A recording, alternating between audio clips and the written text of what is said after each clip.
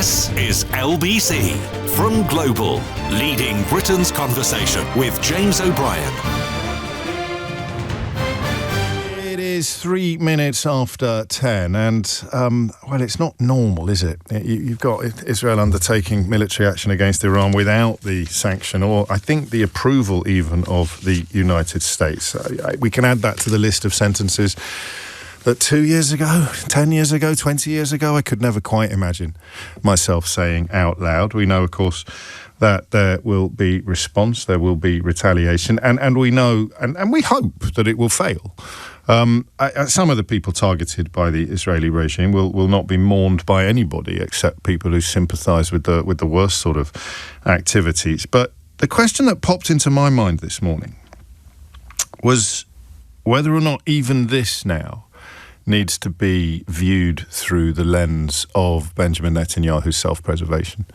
It was such a helpful insight when we first stumbled upon it or when we first worked it out. And please don't think I'm suggesting it took you as long to work it out as it did me. But I move very cautiously in this space, as you know, and for obvious reasons, as indeed I think everybody should. But when you came to a full understanding of the legal jeopardy in which he finds himself and the simple truth of the fact that the only way to stay out of court is to stay in power, you understand immediately two or three things.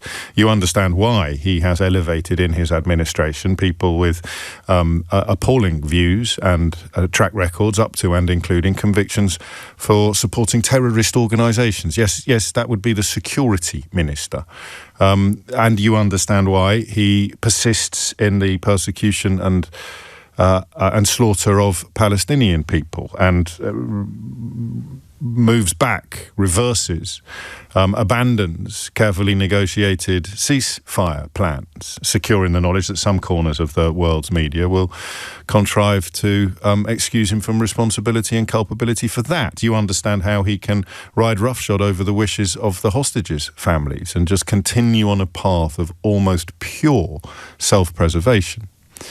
But I mean, listen, sometimes there are simple answers to complicated questions, but generally speaking, there aren't. It's the world of the demagogue and the unpleasant populist to provide simple answers to complicated questions. So is it the case that the geopolitical situation, the geopolitical scenario demands that we dig a little deeper? I mean, is there more to this than Netanyahu's desperation to continue the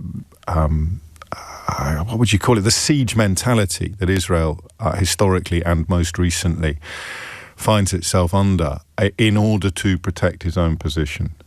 In order to protect its own position. I'm going to do something I don't often do on these kind of topics because I'm going to need your help today. Anthony writes, scientists murdered, that's okay, is it? Absolutely not, no. Graham says, do you think Iran now has the right to defend itself? And by that I don't mean destroy huge areas of residential housing, schools and hospitals. And Marty says, don't you think that the scientists, technicians, plant workers will be mourned by their family? I never thought I'd hear J.O.B. say something so heartless. I said some of the people, Martin, won't be mourned by anyone. And you're absolutely right to remind us that some of the people will. Although, if you're working on nuclear capabilities for a regime like the one in Iran, then you have no doubt had some fairly complicated conversations with your conscience long before the latest attacks unfolded.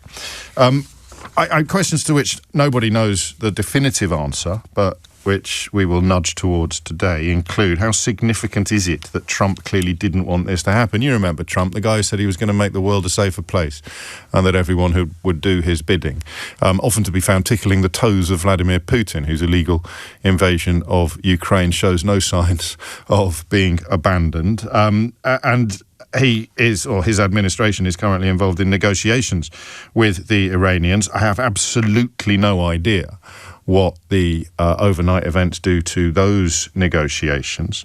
We'll hear a lot today about Israel's right to defend itself, but it's a sort of preemptive defence, isn't it? Attacking nuclear sites and military commanders. And yet the Americans are at great pains to stress that it is a unilateral action. the Secretary of State, Marco Rubio, saying we are not involved in strikes against Iran and our top priority is protecting American forces in the region. But he has added that Israel told the US that it believed the attack on Iran was necessary for its self-defense. And if that were true, and I'm not for a moment suggesting that it isn't, if that were true, then it would be quite hard to object, wouldn't it? I mean, if you had a compelling case for believing that Iran had both nuclear ambitions and an expressed desire to use any future nuclear capability to attack Israel, then you would have grounds for this intervention. I don't know how big a quibble it is to point out that there are senior members of Israel's government who've called for a nuclear bomb to be dropped on Gaza. Would that give a disinterested third party the right to attack Israel's nuclear facilities because members of their government have outspokenly called for nuclear bombs to be dropped on the Gaza Strip? I mention that because I don't want to sound like an idiot. I know what you're thinking. It's probably too late. It's complicated. I don't think Gaza is complicated anymore. I think it's just heartbreaking, and I think what is being done there is likely to reach the criteria for genocide if it hasn't already. It's not really for me to decide. It's for international courts. But if Kenneth Roth, who ran Human Rights Watch for 30 years and is self the son of a Holocaust survivor, is comfortable with that word, then I am certainly not going to criticise him. So I don't think that is complicated anymore. And I think, tragically, the lens through which you understand it completely, the lens through which you can completely understand it, is the lens of Netanyahu's self-preservation. If I was a hawkish supporter, I don't know how you tell the difference anymore between a hawkish supporter of Benjamin Netanyahu and a sort of a reluctant fellow traveller whose understanding of the necessity of the modern state of Israel existing leaves you to end up tacitly going along with what he's been doing in Gaza. I honestly don't know how to tell the difference anymore, but if I were the former, if I were a hawkish supporter of Netanyahu, I probably would be reaching for explanations that chalk this up as entirely necessary and entirely due to self-defense. And that, of course, also leads us into the tricky territory of wondering who is qualified to answer these questions. Hawkish supporters of Netanyahu, people who are still comfortable with the quite plausible, with the ethnic cleansing and with what many people consider to be the genocide currently unfolding in Gaza, are highly unlikely to have a problem with this. You know, if you are, quotes, cool, end quotes, with 53,000 dead Palestinians, then you're not going to be losing any sleep over a few dead Iranians, are you? And indeed, the argument that he is running out of Palestinians to kill, so he's moved on to Muslims in other parts of the Middle East, is one that I'm already seeing in my inbox. But what I don't want to do is carry my disgust and revulsion from Gaza to Iran. I want to understand whether or not the geopolitical circumstances, the context of the attacks upon Iran, it is measurably and crucially different from the continuing attacks on Gaza. And that's what I'm going to ask you. I know it's a big one, but it's Friday. You can take the whole weekend to relax afterwards. But the temptation will be, and it's a temptation that I feel, okay, so I want to get that out there as well. The temptation will be that the latest attacks are part of the same picture as the attacks on Gaza. I, in my bones, want to resist that temptation. But I want you to tell me whether we should. Is this just Netanyahu prioritising his self-preservation over absolutely everything else, ramping up the siege mentality under which Israel lives, and creating yet more, a yet stronger case for his continuing power, for his continuing residency in power? Or is this different? Is this something that actually has a justification on a moral plane that disappeared from the Gaza scenario months, if not years ago? 0345 60 60 973 is the number you need. Would you like to hear some of the messages I get already at times like this. So A's been in touch, say Gaza death toll as reported by Hamas, JO takes it as gospel. Like, mate, seriously, let me send some British journalists in, or some American journalists. Let me send some journalists from reputable international news organisations in to undertake a more reliable death toll, a death toll that you would trust more. And I'm all for it, seriously. I'll bite your arm off.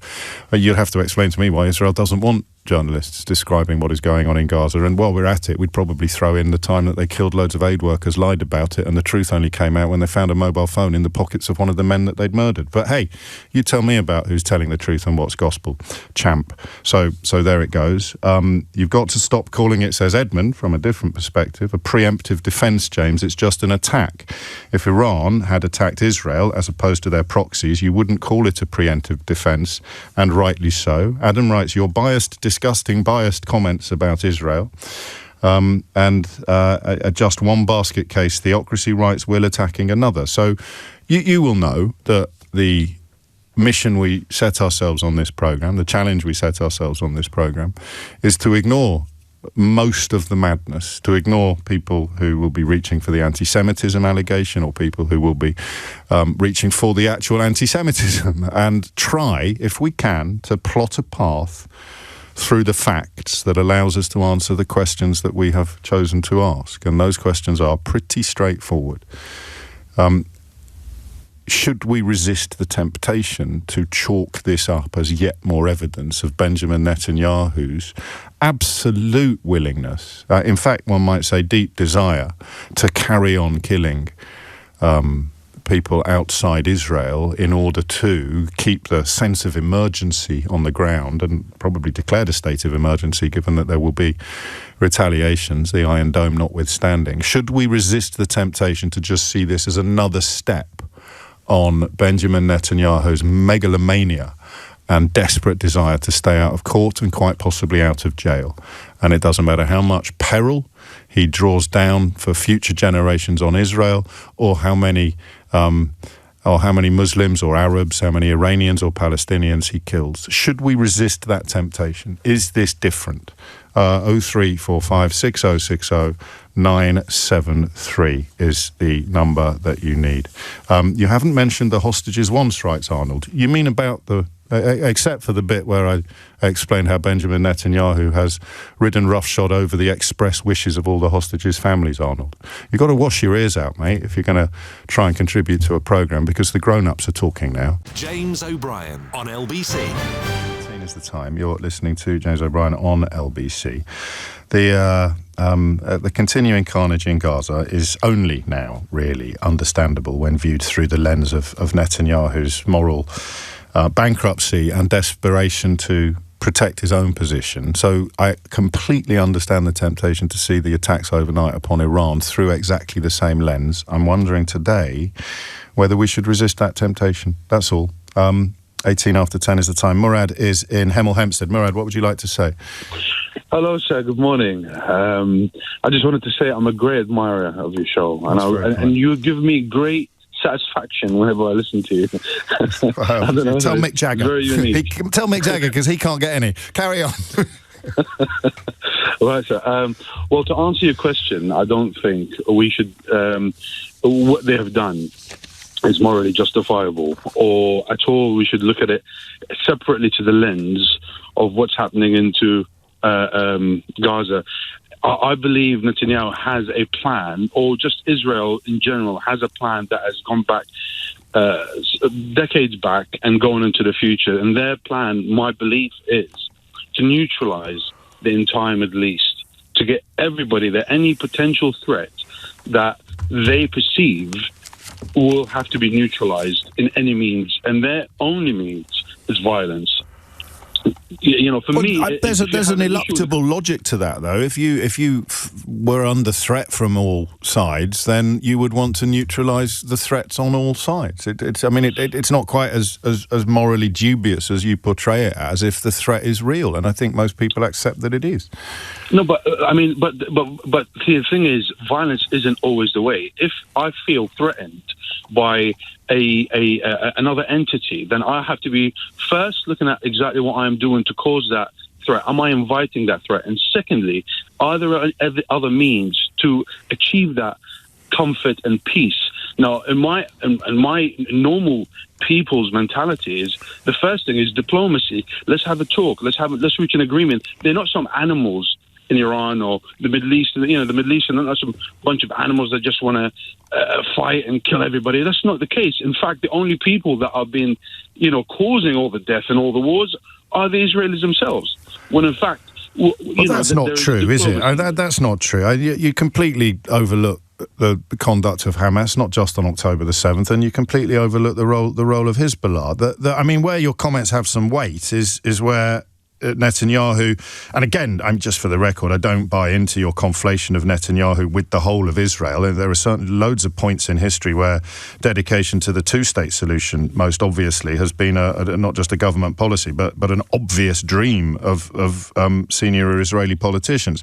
But the fact that they've done this while US-led negotiations were ongoing, to me seems the heaviest weight on the side of the scales that says this is just another chapter in Netanyahu's desperate and increasingly depraved mission of self-preservation. Trump himself, he said to Israel, please do not attack, he didn't word it like that. But that's the question you need to answer. That's the question people need to answer, isn't it? Why have they done this in defiance of their closest ally? And that's my point, James. That's my point. It's because they don't want any peaceful solutions. Because if they did, and Trump is telling them that the dialogue with Iran is actually going in the right direction, and they're willing to talk, and they're willing to, then why don't they wait and see how that plays out? But their interest is we don't want a peaceful because they want a complete change of again. I just going to guard against that conflation, and that's why I find the lens of Netanyahu's self-preservation very helpful, because peace means he ends up in court and quite possibly in prison. So there are plenty of people in Israel unhappy with the conduct of the administration. There are plenty of people who are further to the right than Benjamin Netanyahu, up to including the two politicians that this country and some of our allies outside the European Union have sanctioned this very week. But I'll be equally robust with all comers today, and I don't like that conflation. You're entitled to make it, but I feel it's important for me to reject it. There are two factors. There is Benjamin Netanyahu's administration, and then there is the nation of Israel. I think it's perfectly possible to be completely repulsed by one while absolutely recognising the necessity and the rights of the other. But thank you for kicking things off, Morad, and thank you for your kind words. About 100 drones, Israel's military say Iran has now fired back towards its territory. The Iron Dome is such that the ability of Iran to visit anything like the damage upon Israel that Israel has visited upon Iran is pretty much non-existent. And the Iranian authorities, Iranian TV report that residential areas in Tehran have been hit and civilians are among those killed. That's yet to be independently verified. But Israel's PM has said that Iran remains a threat to Israel's very survival. And Operation Rising Lion is the name that they've chosen to give to the latest attacks. Sina is in Enfield. Sina, what would you like to say? Good morning. I want to start off by saying that this would have happened now, even a little earlier, even if the war in Gaza wasn't going on. This is, a complete threat to Israel's being. Iran was behind Hamas. Iran was behind Hezbollah. Iran is behind the Houthis. And there is no way that Israel could end this war without dealing with the Iranian threat. Okay. So why has it happened now then? I think it's happened now because obviously Iran is close to gaining a nuclear weapon, and that's definitely a threat to Israel. But I want to also come on to... And why do you think they've done it in defiance of the United States' wishes and while the negotiations are still unfolding? Look, we speak of negotiations, but the British, coming back to Britain, the Labour government issued a statement in Parliament just 3 months ago to address the growing Iranian threat to the UK. We said that Iran has tried to attack the UK many times it was said that Iran... I'm just going to nudge you back, if I may, to America. That's what I'm asking about, because the Secretary of State, Marco Rubio's pretty much unprecedented intervention, making it clear that they want to put distance between themselves and what he calls the unilateral action by their close ally. So, I mean, neither of us have anything like the levels of intelligence needed to say some of the things you've already said about nuclear capabilities and broader geopolitical issues. But Israel will rely pretty heavily, not just on American support, but on American intelligence in these cases. So I'm not comfortable making claims that America currently seems to reject about the urgency and the necessity of the attack. I think it's likely that the State Department know a little bit more about it than you do or I do. So we'll return to the realms of opinion rather than baseless speculation and wonder why they're doing this in defiance of American wishes. Look, whether Israel's defying American wishes is aside, I think... No, it's not. It's the question I'm asking you. Because everything you've said falls apart if America doesn't want them to do it. Because none of the things you've claimed justify it can be either sustained or proved. Look, Israel's gone harder than many of us thought they would last night. Trump hasn't let Israel down. I'm just going to keep pushing you back to the question. Why do you think they've done it in clear defiance of America's wishes and while negotiations in which America, and I'm no fan of Trump's administration, but America clearly has some faith in these negotiations, and Netanyahu has decided to abandon his strongest strategic alliance in the entire world and preempt the conclusion of any negotiations, which suggests he prefers the carnage to the peace. Because this is a threat on Israel. Yes, but it always was. And America is better qualified than either of us to determine how acute that threat is. I think we're going to go around in circles, aren't we, Sina? No, but this is a threat to Israel. I think we saw what happens when But that's why the question of defying America is so interesting, because we can both sit here and say the threat to Israel is huge and permanent and urgent, but America disagrees, and that's what I want to know your answer to. Why do you think America disagrees? You're not going to claim that Sina in Enfield knows more about it than Marco Rubio in the State Department. Of course not. But I think, look, whether the states might disagree, Israel is under threat and they have to protect themselves, right? Yeah. That's the main... I mean, does Iran have to protect itself as well? Iran's under threat. It's residential areas in Iran that got blown up overnight, not residential areas in Israel. Who do you think feels more threatened this morning, Iranians or Israelis? Look, their nuclear... You keep saying, look, I'm looking pretty hard. Who do you think feels more threatened this morning? Because everything you've said to justify what Israel has done, we can now apply to Iran. Even geographically, Israel is over half the size smaller than Iran. I've heard these. Israel is I've heard these arguments many times, but they're not relevant to any of the questions that I'm asking you. After October 7th, Israel has to protect itself and its citizens. Iran is a threat. And after last night, Iran has to protect itself and its citizens. You see the duality or the contradiction in your logic. So I'll ask you again: why has Netanyahu done it now? Because he has to protect his country. Okay. And the country is currently under attack from 100 Iranian drones that would not have been fired if he hadn't done what he did last night. I mean, your talking points are kind of...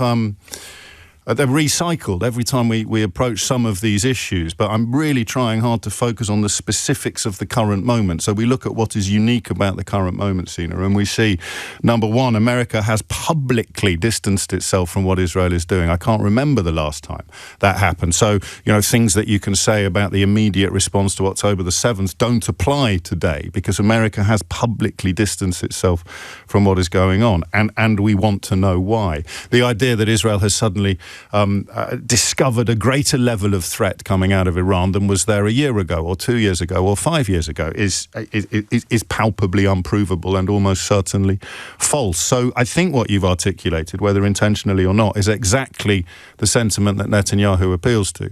That the threat that we face is so huge that we can do whatever we want. In this case, reportedly bombing residential areas in Iran. And then, of course, to take your logic to its natural conclusion, that would mean that you're now in full support of Iran doing whatever it can to kill as many Israelis as possible. But that is unfortunately what happens when emotion overrides understanding, which is unfortunately what always happens in these kind of conversations. It's 10:30. Thomas Watts is here now with your headlines. James O'Brien on LBC. It's 10:32 and you are listening to James O'Brien on LBC, where we wade once again into the incredibly choppy waters of Middle Eastern politics. People dead in Iran this morning as a consequence of Israeli attacks that were, according to the Israeli administration, directed at terror leaders and nuclear scientists. Iranian state TV reports that residential areas have been hit. Crucially, Netanyahu has elected to go down this path without the support of the United States. I'm always happy to clarify if people ask me questions politely. So Adrian's been in touch. I didn't say that America had objected to it. I simply said they hadn't supported and they'd sought to distance themselves from it, which is clear from the statements made by Marco Rubio and is, to my mind, close to unprecedented, certainly in recent years. What I'm interested in is partly why now, partly how significant it is that even Donald Trump, who has historically been a very staunch ally of Benjamin Netanyahu's far-right government, has not endorsed or encouraged this action, particularly as negotiations continue. And then for the rest of us, for those of us whose interest in this is not personal, if you see what I mean. We don't have family or connections to the region, or we pursue objectivity. We do have family and connections in the region, but we pursue objectivity as opposed to that sort of flag-waving certainty that everything my quotes side end quotes does is justified, which I think Zena in Enfield would agree she provided a glimpse of a moment ago. There are no circumstances in which the existential threat that Israel faces will not justify attacks upon its neighbours. Nick writes, Netanyahu attacked now because the world is in chaos and there will be no sanction or response he can't accept. He feels emboldened to ignore the US because Putin is ignoring the US.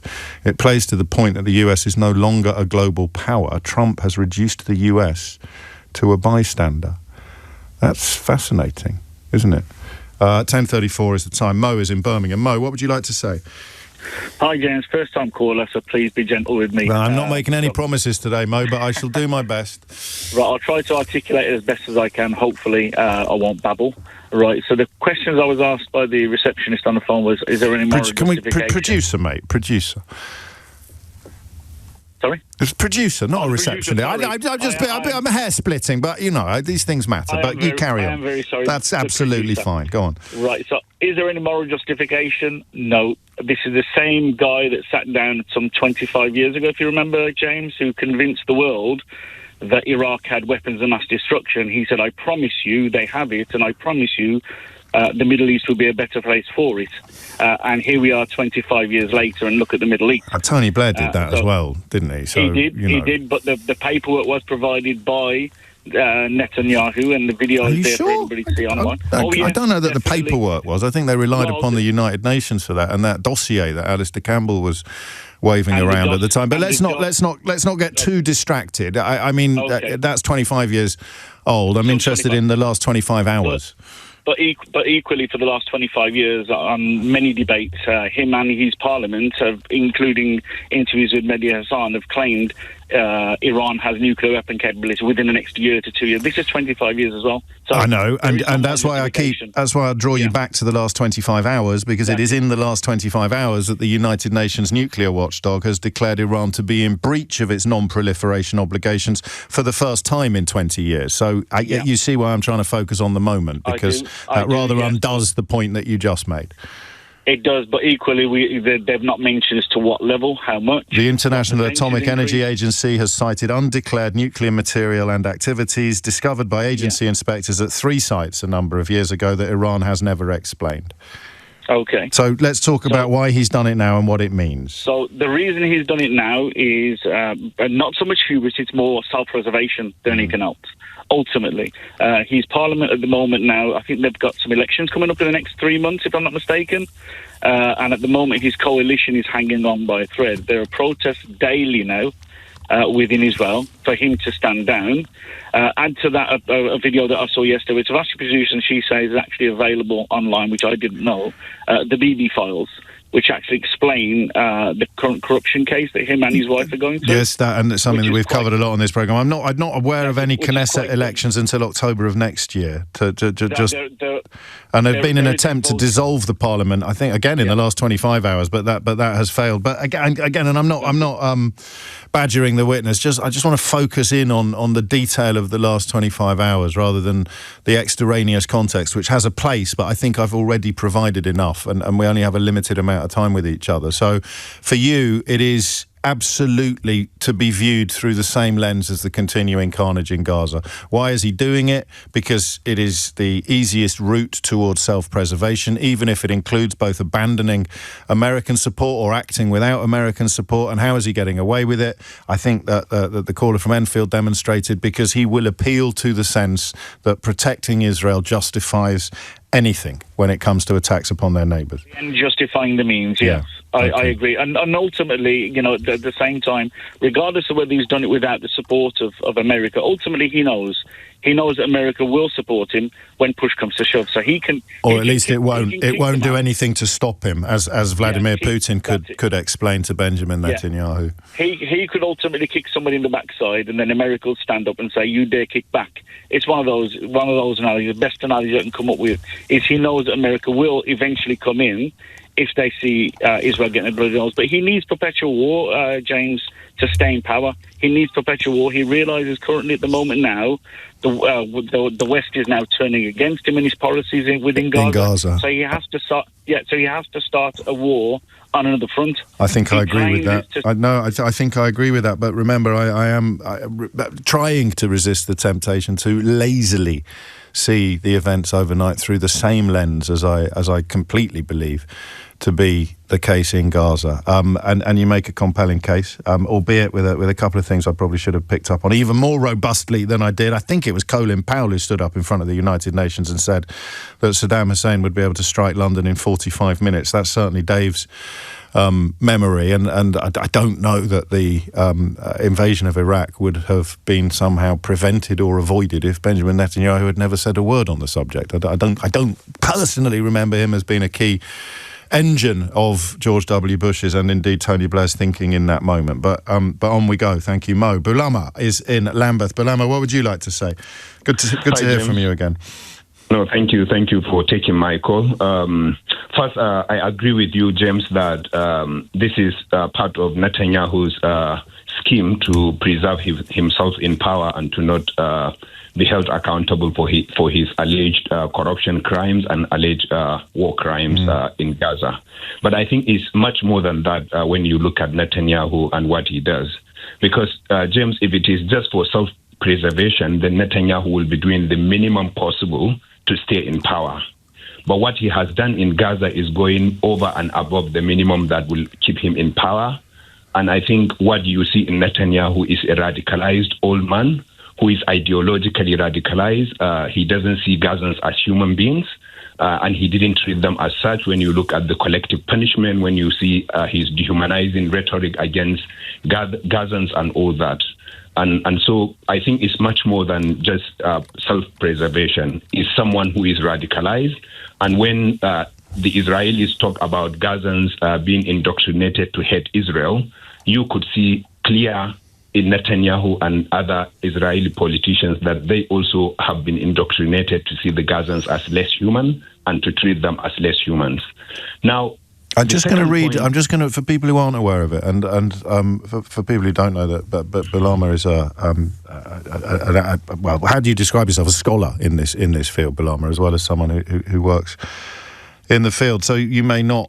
Other people listening may not know what Max Hastings wrote back in the 70s after being commissioned by the Netanyahu family to write an official biography of Netanyahu's brother Yoni.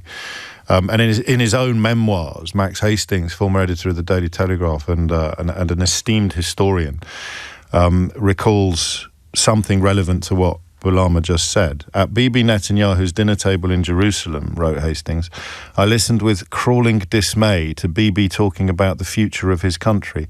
In the next war, if we do it right, we'll have a chance to get all the Arabs out, he said. We can clear the West Bank, sort out Jerusalem. He joked about the Golani Brigade, the Israeli infantry force in which so many men were North African or Yemenite Jews, and said they're okay as long as they're led by white officers. So I guess I read that out simply in support of the notion that if he is radicalised, it hasn't been a very recent event, Bulama, but do carry on.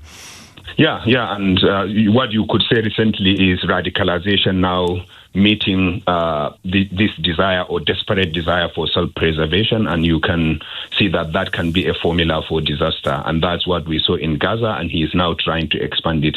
But the second point, James, is around the legal question rather than the moral question, because earlier in the morning at LBC, several callers called in to say it is preemptive self-defense. Preemptive self-defense is a concept that is well defined in international law. The United Nations Charter under Articles 2 and 55 and 51 have been very clear that one country cannot attack another except in the case of armed attack by that country against the other country. But when it comes to preemptive self-defense, there are 3 to 4 legal conditions that were developed in the Caroline case that was in 1837. It was actually a case of an armed conflict between the United States and the United Kingdom in then British Canada. And in that case, 3 conditions were developed. The first, James, is that to sustain a case for self-defense, the threat has to be imminent. It has to be instant, and there must be no moment of deliberation or... So you'd have to have proof that Iran had a nuclear capability? You'd have to have proof that they intended to press the button, would you? Exactly. So you have to prove, number one, that they have the capability, and number 2, that they are imminently going to attack Israel. Neither of these have been proven. Secondly, there has to be no other alternative way. Like, it has to be necessary in that circumstance. And this is where the ongoing negotiations start jumping up and down, demanding our attention. Exactly. And so these 2 conditions have not been fulfilled, and Israel knows very well, the US knows very well, that's why they did not support Israel. But Netanyahu took this step in any case. And remember, James, that most of this international law was developed after the Second World War, after the world has seen the horror that was unleashed on Israel by Hitler. And now it is the same Israel that is thrashing this international legal system, and this will have consequences for Israel, and it will have consequences for the West and the whole world in the years to come. What do you think has happened in the last 12 to 24 months that has emboldened Netanyahu in this way? Because you may disagree with me, but it seems to me that and for people who don't know, but Bulama's field of expertise is international law and human rights law. It seems to me that he wouldn't have had the audacity or the confidence, is perhaps a better word, to do what you've just described until relatively recently. Exactly, James. And remember, 18 months ago, you and I were talking about the carte blanche that was given by Western leaders to Israel to do whatever they wanted to do in Gaza. And we saw how Keir Starmer dragged his feet, how Joe Biden supported Israel and even spread false information about the 7th of October attacks. And also how Western leaders, even today, condemn Israel but continue to arm Israel, continue to sell arms to Israel, continue to... for example, Keir Starmer is right now calling for de-escalation, and I think it's the right call. But do you think he will call for de-escalation if it was Iran that attacked Israel first? No, I suspect his language would be very different, and that's pertinent to the point that you're making. What are the broader ramifications? I mean, beyond these borders, could it be self-contained, or do the ripples reach far beyond that corner of the world? It will reach far beyond that corner of the world, both in the formal political setting, but also with radical groups. Because what we have seen with radical groups like ISIS and Al-Qaeda, they have always used these kinds of incidents to recruit and radicalize young people in all over the world, including in Africa. I mean, it's almost like I'm doing your PR for you, Bilama, but for people who don't know, you work in the field of de-radicalisation. You actually work to de-radicalise some of the young people that you're talking about. And I've never asked you how helpful it is in the process of radicalising somebody to point out perceived Western complicity in attacks, for example, on Muslim countries. Is that part of the process of radicalisation? Look, the West stands by, therefore complicity or silence becomes complicity. It is exactly what radical groups use, James. They paint a picture of an Islam that is under attack by the West and its allies, and they cherry-pick evidence, they cherry-pick videos. They use emotional videos after creating an echo chambers of radicalization. And I can tell you clips of what happened in Iran would be used by radical groups to paint a picture of an Islam that is under attack. And young people who are passionate about religion but are ignorant of it will buy into that and will kill other people in order to protect what they see as their identity or their religion. And so, unfortunately, that's what is going to happen. But also other dictators across the world. You hear people say the Iranian regime is a dictatorial regime. It's a dictatorial regime, but when did it become Israel's duty or job to remove a dictatorial regime in another country? And the argument that it had no choice is well, Netanyahu's bet the house on that, really, hasn't he? Exactly, but unfortunately we know he has choice, but he's saying I have no choice because he knows that under international law you have to make those claims. And I think this is another case for the International Criminal Court for Netanyahu, and that will only push him to become even more desperate to stay in power until he dies. Bilama, thank you, as always. Bilama Bukhati, whose qualifications in this area are, as I hope I've established, immense and has been of enormous help to us. As many of you recognise, Dan's been in touch to say every time Bilama calls, we know that we're getting the highest calibre of insights because he always brings the receipts. Adam, meanwhile, writes, why do you allow this rhetoric? It's so one-sided. The facts always are, Adam. That's why the receipts are so important. But you ring in and tell him what he's got wrong, mate. Seriously, I'll free up a phone line now. James O'Brien on LBC. 52 is the time. I sometimes can't remember whether what I've said would happen when it does happen, whether I've told you that it's happened or whether I've left it in the realms of saying it will happen. So Iran has launched about 100 drones towards Israel this morning, with Israeli media reporting that every single one of them has been successfully intercepted, and a state of emergency has been declared in Israel. So I think the last time I mentioned those, I was mentioning them as things that were likely to happen. I'm now mentioning them as things that have happened. And it all speaks to the question of what this means, Netanyahu's attack.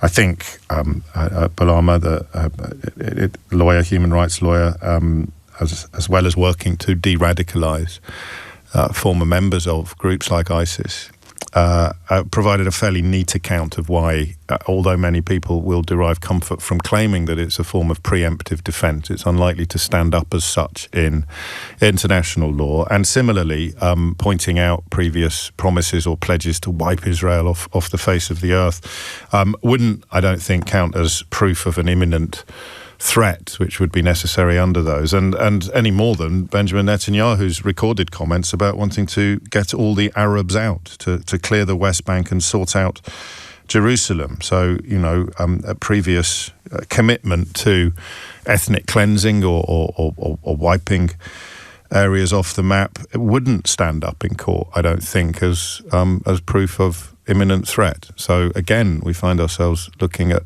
the two sides of this argument and the two extremities, and wondering whether they have more in common with each other than they do with everybody else. Amin is in Milton Keynes. Amin, what would you like to say?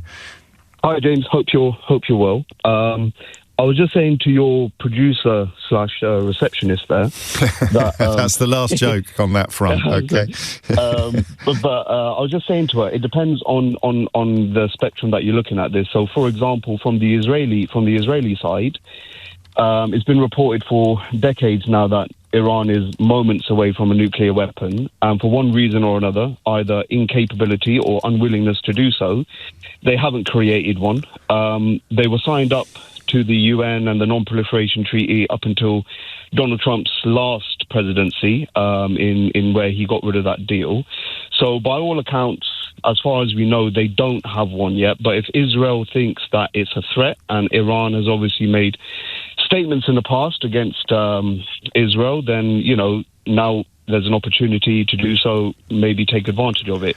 The thing I was saying to your producer is, it's widely reported and well known, although it's not stated as fact, that nuclear weapons only exist in the Middle East, in Israel. It's widely reported. The official policy, as you know, is nuclear opacity, isn't it? The denial, a policy of deliberate ambiguity, while also stating that they don't want to be the first, and they will not be the first country to introduce nuclear weapons into the Middle East. But even that is ambiguous. But you're right. There's an opacity, a deliberate ambiguity there.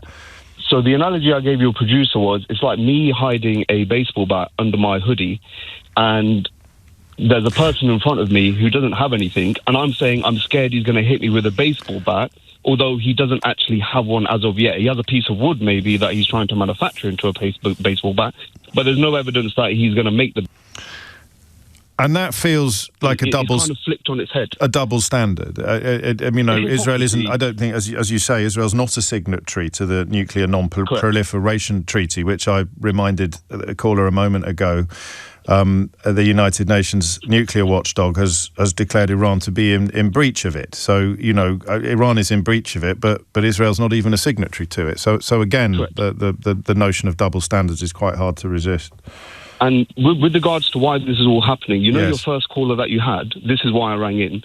He was referring to something called Operation Clean Break, which was adopted by Israel and the USA in 1996, as per, if you want receipts, General Wesley Clark, Professor John Mearsheimer, and Professor Jeffrey Sachs. So what this was Israel, prior to 96, with the Oslo Accords, was seeking peace with the Arab nations and normalization, but the contingent is that there would be a Palestinian state. And for one reason or another, there wasn't, as Netanyahu's come out and said he is proud that he blocked the two-state solution. After the death of Yitzhak Rabin, they adopted the clean break policy, which was basically, instead of adopting an approach of peace, they would seek normalization by dealing with the militant groups that oppose them. Not by actually going to deal with the militants, but dealing with the states that supported them. For example, Gaddafi in Libya, Hussein in Iraq, Iran was on the list, and there was a couple of other countries, Sudan and Lebanon. Now, if you look at the current situation, Israel obviously has the conflict with Gaza, in occupied Gaza and the West Bank, is currently occupying parts of Lebanon, is currently occupying parts of Syria, is just obviously sent some bombs over to Iran. So this is, and I was just saying to your producer there, that the part of the reason for the October the 7th attack, as per what Hamas has said, part of it was the fact that the Arab countries were, with the Abraham Accords, going to normalize with Israel without the contingent of the Palestinian state, i.e., Israel was going to get essentially what it wanted without forsaking the Palestinian state. And part of the reason Hamas said it launched that attack, whether it's justified or not... Well, it's not. Correct. No. Yeah, when I say that, again, I'm trying to do this from a neutral perspective. If you remember, I started saying Israel would say it was justified in what it's doing from its perspective. Hamas would say it's justified, not killing civilians, by the way, but maybe leading a resistance to try and, fight for their state or their freedom. And I was just saying to your producer, sorry for going on, but, I'm going to have to stop you now. But I'll give you 30 seconds to make your conclusion. Okay, it's quite simple. Only because of the time, I mean, just to be clear. No problem. It all boils down to the Palestinian issue. There was a land with some people on it. Some other people went there. And the problem is that the people that went there got more rights than the people that were already there. That's literally what it boils down to. And if that can be solved, everything else slowly will start to sort itself out. That's why we come back to the two extremities who are committed to wiping each other out. So, I mean, it is either a peaceful cohabitation on equal footings, most obviously as a two-state solution, or it is Benjamin Netanyahu's expressed desire to get rid of all the Arabs, or Islamist extremists express desire, including governments, to wipe Israel off the map. So that's what I mean by the two extremes often seeming to be a heck of a lot closer to each other than everybody else is, a point that Amin has made very well. And another point that quite a few of you have made very powerfully when discussing Israel's nuclear capabilities, it's probably worthwhile to read up upon the case of Mordecai Vanunu, a nuclear researcher former nuclear technician turned peace activist in Israel, who revealed details of Israel's nuclear weapons program to the British press and was subsequently drugged and abducted by Mossad, having been lured to Italy by the Israeli intelligence agency. He was then transported to Israel and ultimately convicted in a trial that was held behind closed doors. Just the 18 years in prison, including more than 11 in solitary confinement. So, again, something that perhaps should appear in more reports of what's happening now in some corners or broadcasts in the UK media than is the case. It is 11:01. James O'Brien on LBC. 5 minutes after 11 is the time. I'll read this from Chris, who's in Wales. If we had a country near to the UK who were developing a nuclear bomb and the rockets to strike us, I would want our RAF jets to destroy their plants and rockets. Iran are well capable of using a bomb on Israel because the fear of mutual destruction does not work with religious extremists who don't value their lives or the lives of their people. I would hate to have people like you having to decide to use force to keep us safe. Chris, I hope this isn't too complicated for you, but just swap the words around.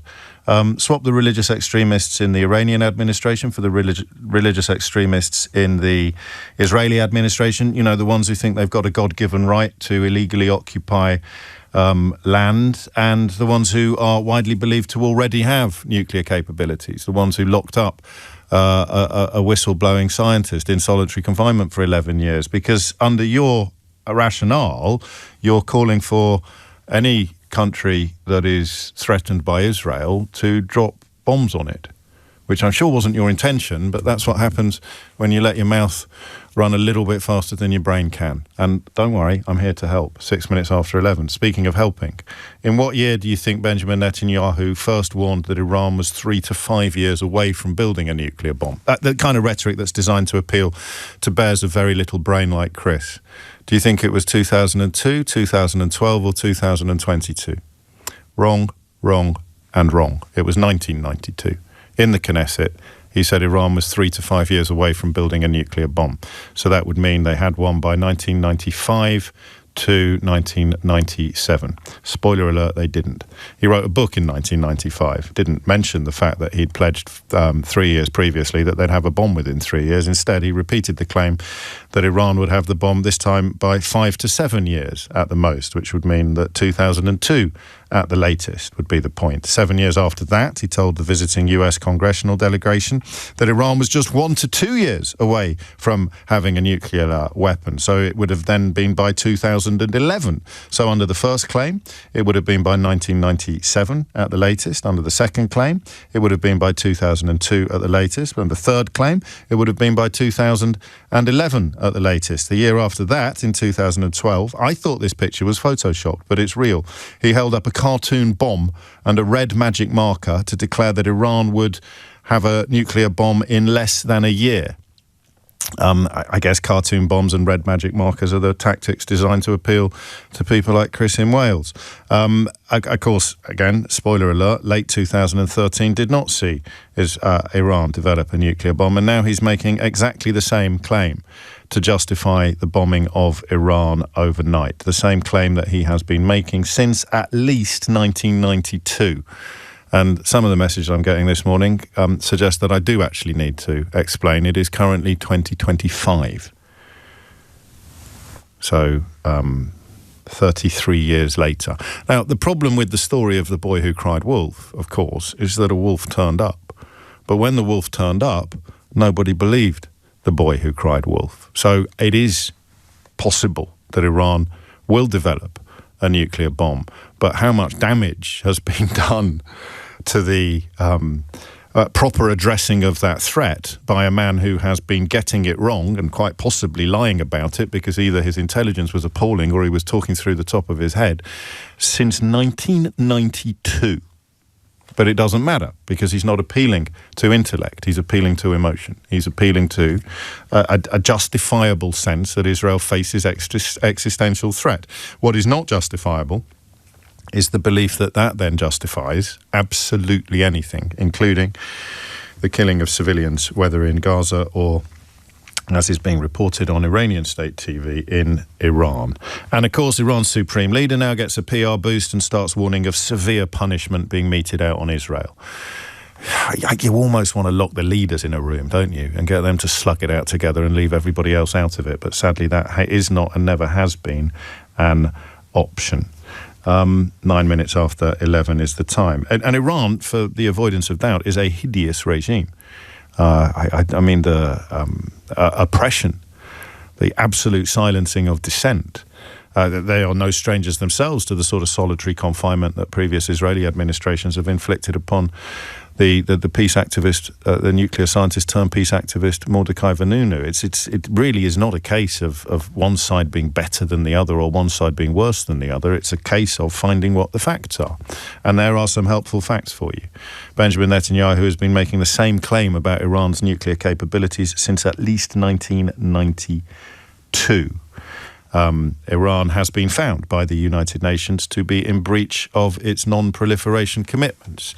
Israel is not a signatory to the Nuclear Non-Proliferation Treaty. These are all facts, and they make it rather hard, don't they, to, quotes, pick a side, end quotes, which is why people desperate to pick a side have such a problem with the facts. Whew. Hassan's in Leeds. Hassan, what would you like to say? Hi there, James. Good morning. Hello. Okay. There's a lot of moving parts to this latest saga. Yes, you can say that. Of Israel-Iran Part 3, I guess we could call it. Long story short, I'm going to try and put this in as much of a layman term as possible. And this is my equation, if we're trying to look down into the future. And it basically comes down to Benjamin Netanyahu, either he goes or the state of Israel as we know it ceases to exist. And the irony is Benjamin Netanyahu gets to decide which one of the two it is. What do you mean by that? I mean, essentially, look, in what circumstances does the state of Israel cease to exist?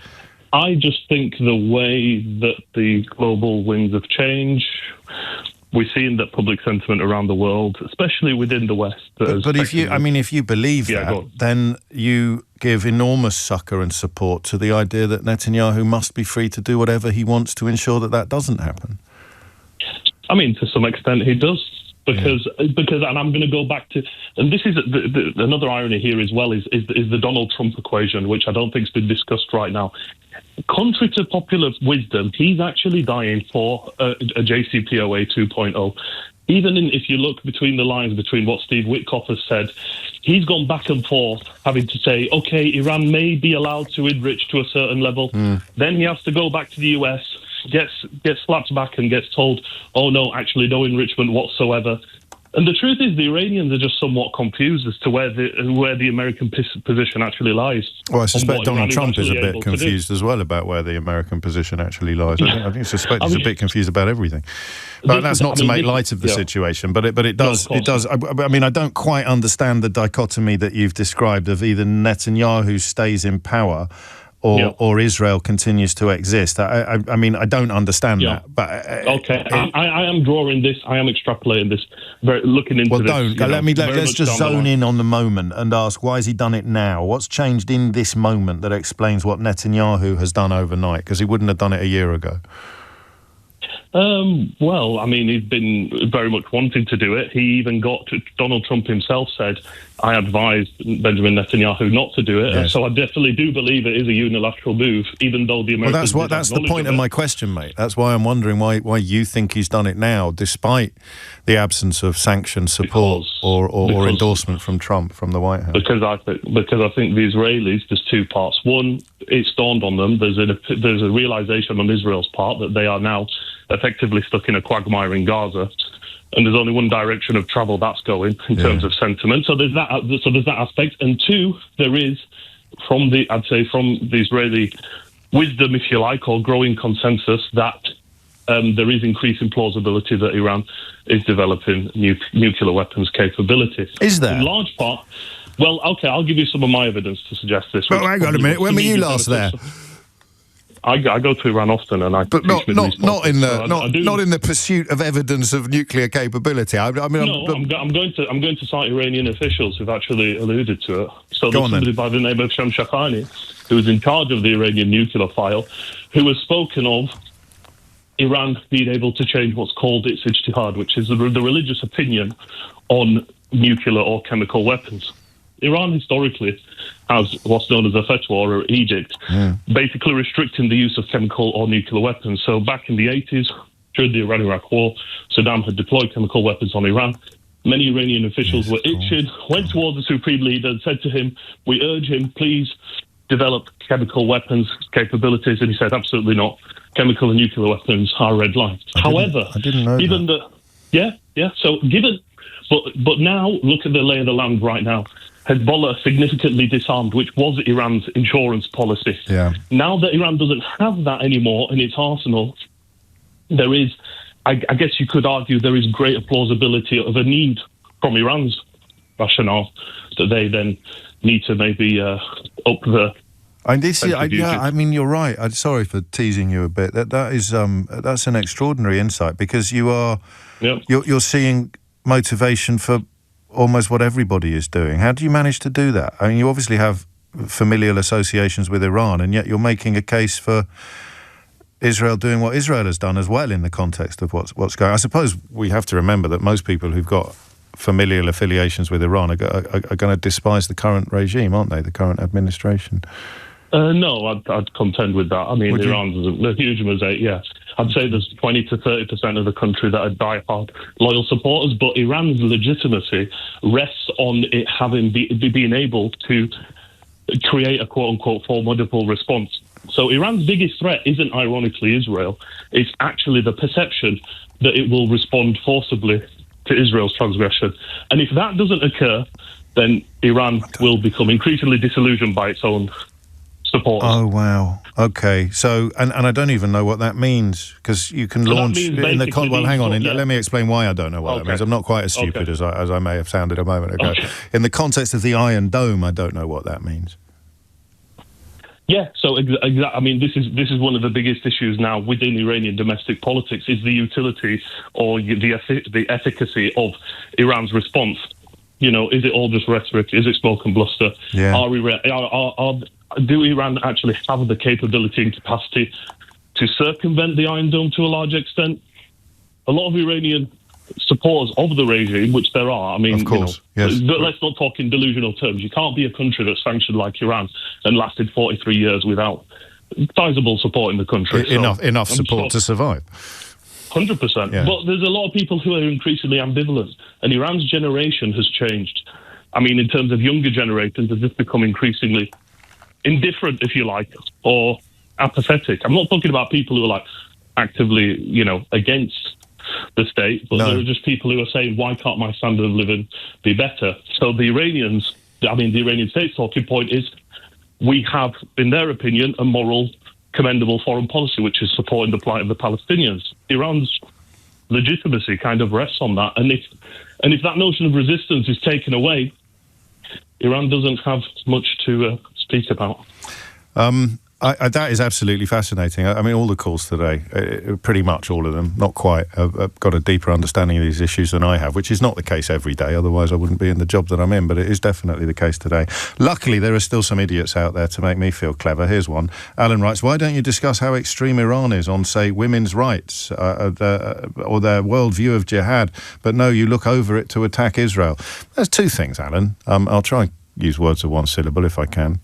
No, I can't, I'm sorry. But no one is attacking Israel. Iran got attacked overnight, mate. And if you want to see what homophobia looks like, then you don't have to look much further than the Israeli cabinet, where one of the politicians sanctioned this week has described himself as such in the strongest terms.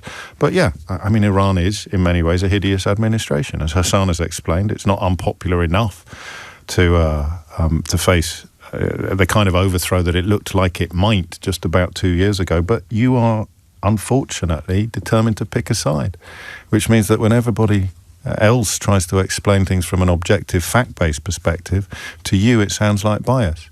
because you can't conceive of the fact that there are facts in place as opposed to your feelings. And that's fine. And that's fine because I'm here. It's 11:19. James O'Brien on LBC. Donald Trump's chipped in. Make of that what you will. Shall I read it to you? I gave Iran chance after chance to make a deal. I told them in the strongest of words to just do it, but no matter how hard they tried, no matter how close they got, they just couldn't get it done. I told them it would be much worse than anything they know, anticipated, or were told that the United States makes the best and most lethal military equipment anywhere in the world, capital letters by far, and that Israel has a lot of it, with much more to come, dash capital letter, and they know how to use it. I'm trying to respect the punctuation in this social media post as closely as I can, but I'm not sure that the social media post respects the concept of punctuation. I'll go on. Certain Iranian hardliners, unnecessary apostrophe, spoke bravely, but they didn't know what was about to happen. They are all capital letters dead now, and it will only get worse, exclamation mark. There has already been great death and destruction, but there is still time to make this slaughter, with the next already planned attacks being even more brutal, come to an end. Iran must make a deal before there is nothing left and save what was once known as the Iranian Empire. No more death, no more destruction. Just do it before it is too late. God bless you all.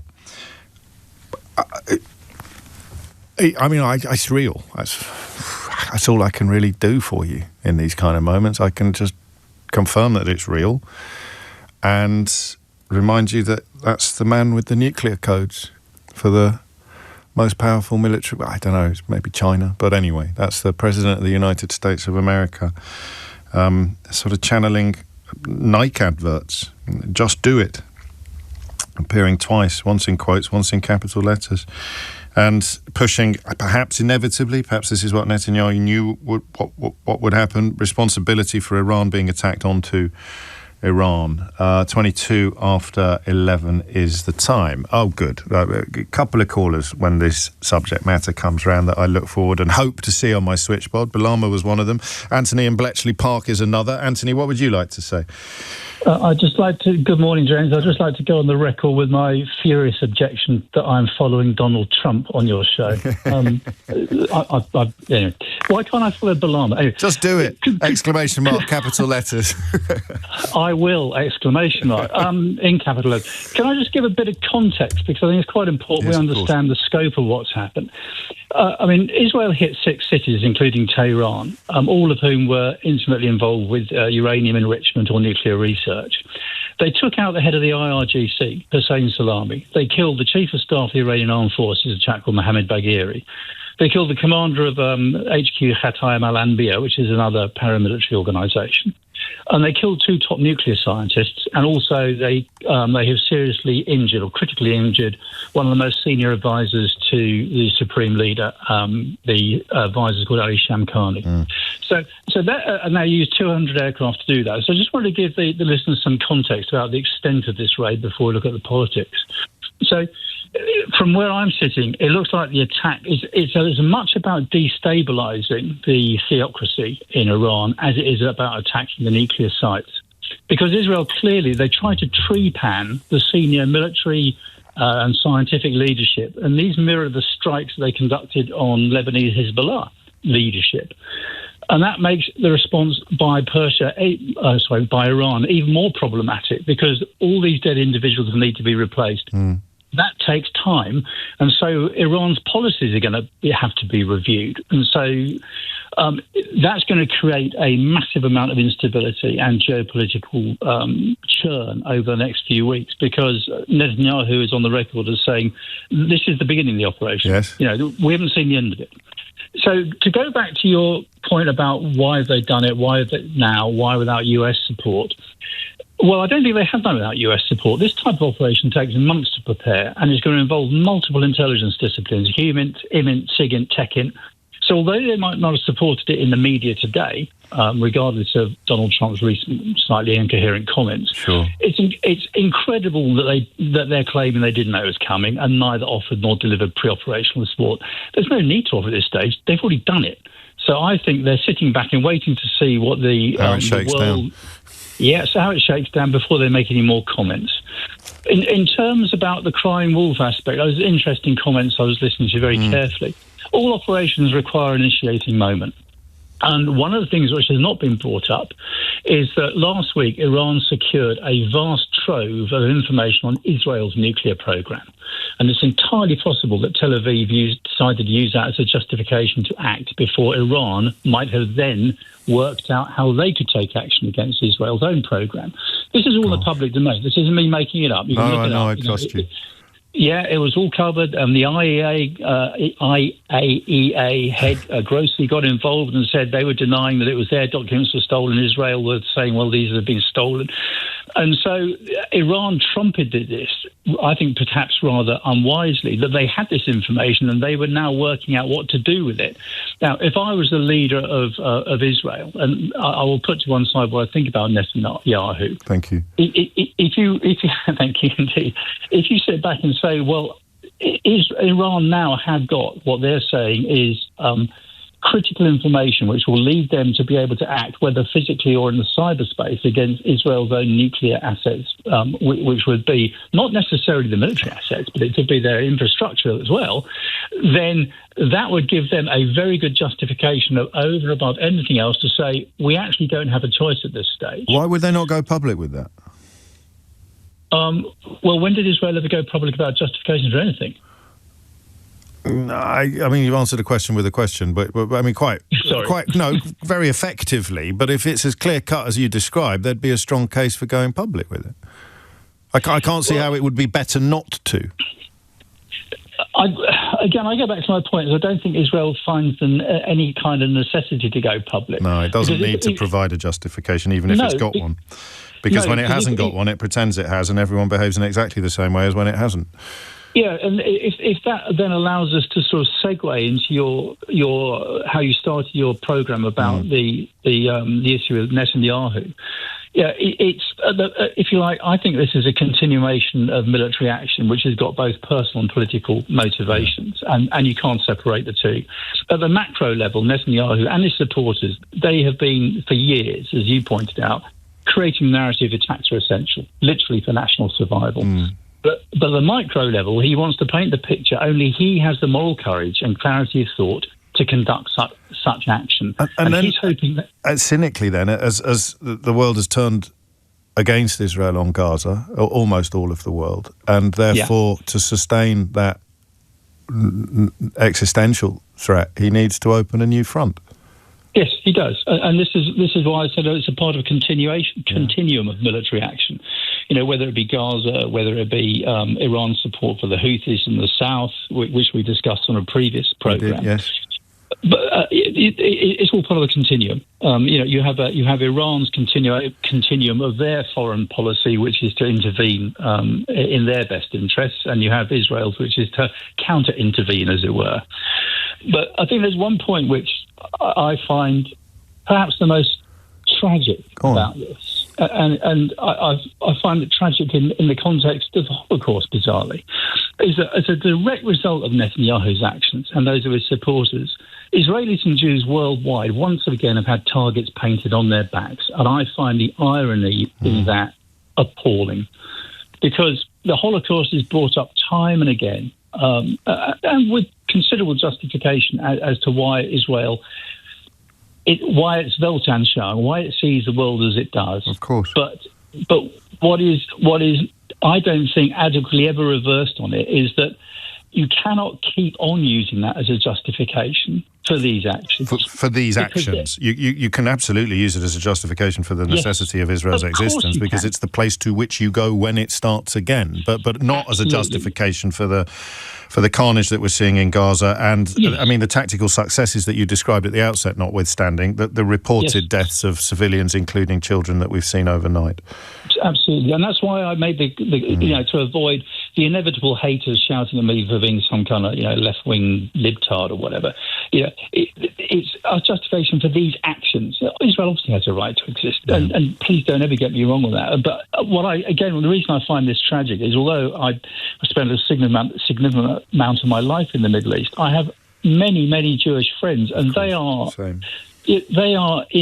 just so distraught about what what this means for them and for their identity and their children and their way of life and going forward. Yeah, and Netanyahu doesn't seem to care about that. And for people who don't follow things as closely as you do, we could include the former Prime Minister of Israel, Ehud Olmert, in the analysis that you've just provided. He's said almost all of the things that you alluded to. How does it end?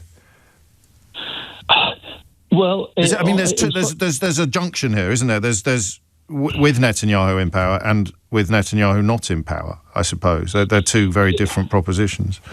I'm not a politician, and so I wouldn't like to sort of dip my toe too deep in the waters of something where there are many currents and indeed many sharks. All I would say is that eventually the tide of opinion will wash people underwater, whether they like it or not.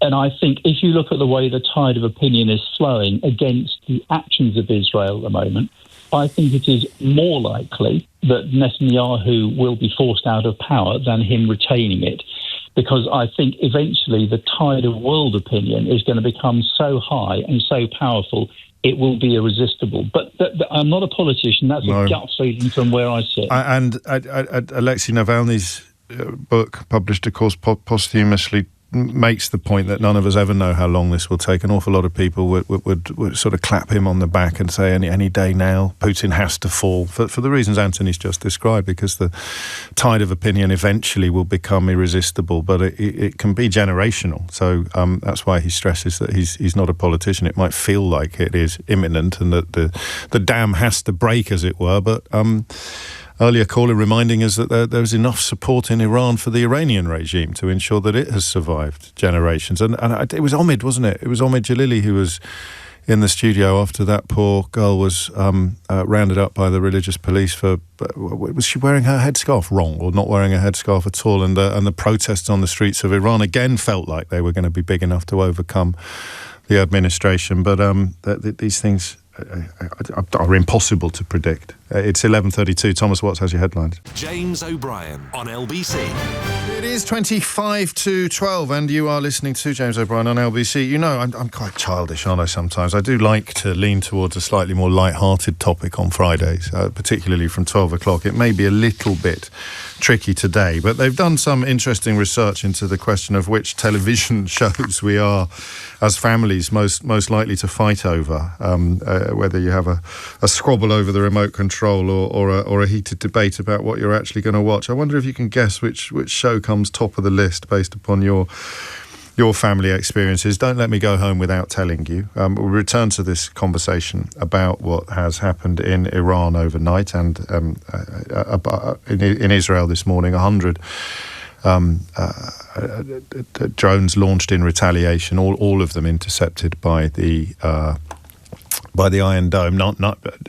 I don't know how many of the missiles launched at Iran were intercepted, but plenty got through.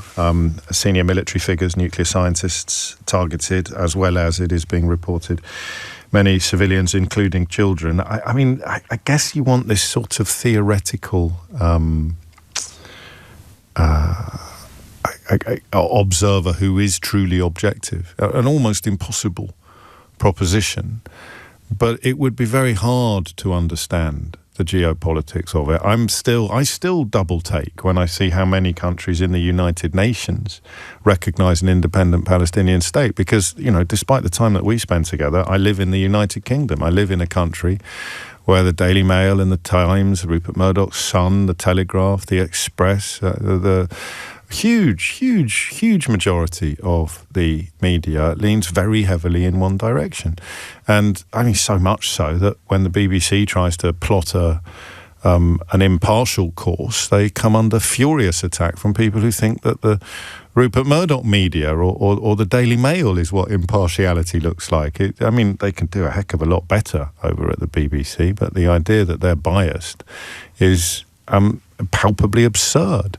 They're cowed on almost every front by a public discourse that leads increasingly to the right. I saw Laura Trott this morning criticising government policy on the grounds that any money raised would be spent on houses that would be given away for free to illegal immigrants.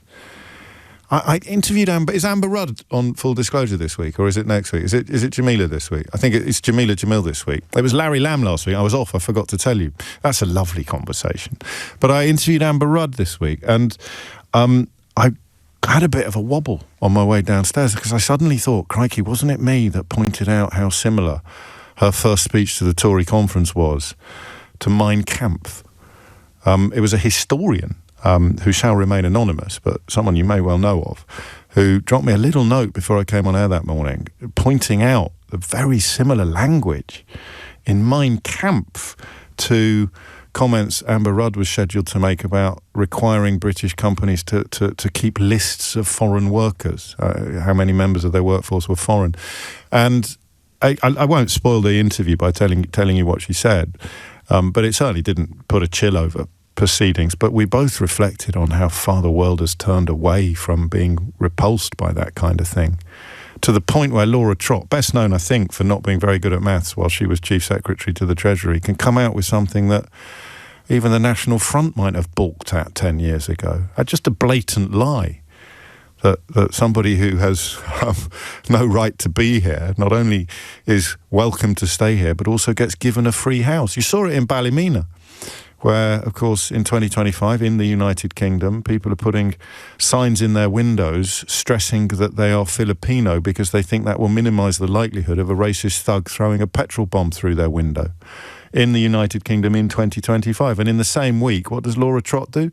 Conservative Shadow Minister. She claims that illegal immigrants get given free houses. And you wonder why people are throwing bricks and petrol bombs through the windows of entirely innocent people. The avoidance of doubt, as with the Farage riots after the hideous Southport murders. If it is believed that somebody from a certain background has committed a certain crime, then a certain part of our population, and it would seem our political establishment, believe that means you're allowed to attack anybody from the same background. You're allowed to set fire to hotels that may contain people with a similar family tree or a similar origin story. So if I commit a crime, you are perfectly entitled to attack buildings full of white men, white Anglo-Irish men. That's the logic that we're talking at. And where does that feeling come from? It comes from comments like Laura Trott's, that you will pay your taxes so that illegal immigrants can be given free houses. And people believe it. And that's not necessarily their fault. It's the fault of people like Laura Trott. God, how the world turns. 11:40 is the time. Talking about extremism, important not to forget how much of it there is at home. But it's back to the Middle East, and Zara is in Milton Keynes. Zara, what would you like to say? Hi, James. Hello. Good morning. I guess essentially it's kind of, I'm not as politically astute as a lot of your callers have been today. Only ever female callers who say things like that. It's one of the great truths of my professional life, but I bet it's not true, but on we go. I always like to point that out if I can. Okay. But, essentially, I guess I wanted to draw on actually a little bit of what you've been talking about. One of the questions you asked earlier was, why has Netanyahu done this now? And it's because he can, and he can do that because Muslim lives, Arab lives have been devalued.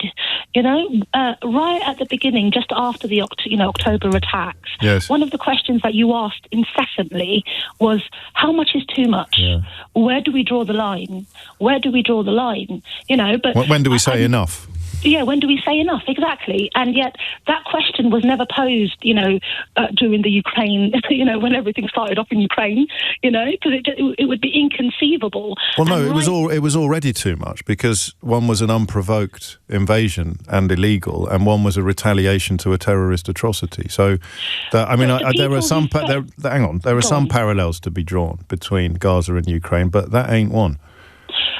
You know what? Ultimately, if they were, because if Ukraine had fought back and marched on Moscow, then the question of whether or not Ukraine was overreacting to the illegal invasion of Ukraine would have become pertinent. But the idea that you can draw a parallel between Israel's response to the Hamas attack and Ukraine's and Russia's invasion of Ukraine is just a bit silly, Zara, respectfully. No, because the thing is, like, let me clarify my thought here, right?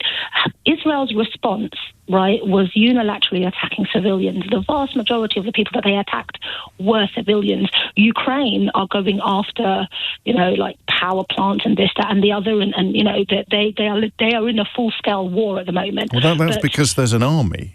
Yeah. To retaliate against, but a terror attack is not a traditional military attack. I think you should probably leave. I'm happy to carry on if you want, but I think you should probably just park this idea that you can draw parallels between the proportionality of response to a terror attack and the proportionality of response to an illegal invasion of a sovereign country. But look, there's no but here, but I'm happy to carry on if you want to. We're going to run out of time, and I won't hear the point that you rang in to make, but that point is silly. All right, okay, well, I mean, maybe I haven't explained myself as articulately as I would have liked to. No, maybe that point is just silly.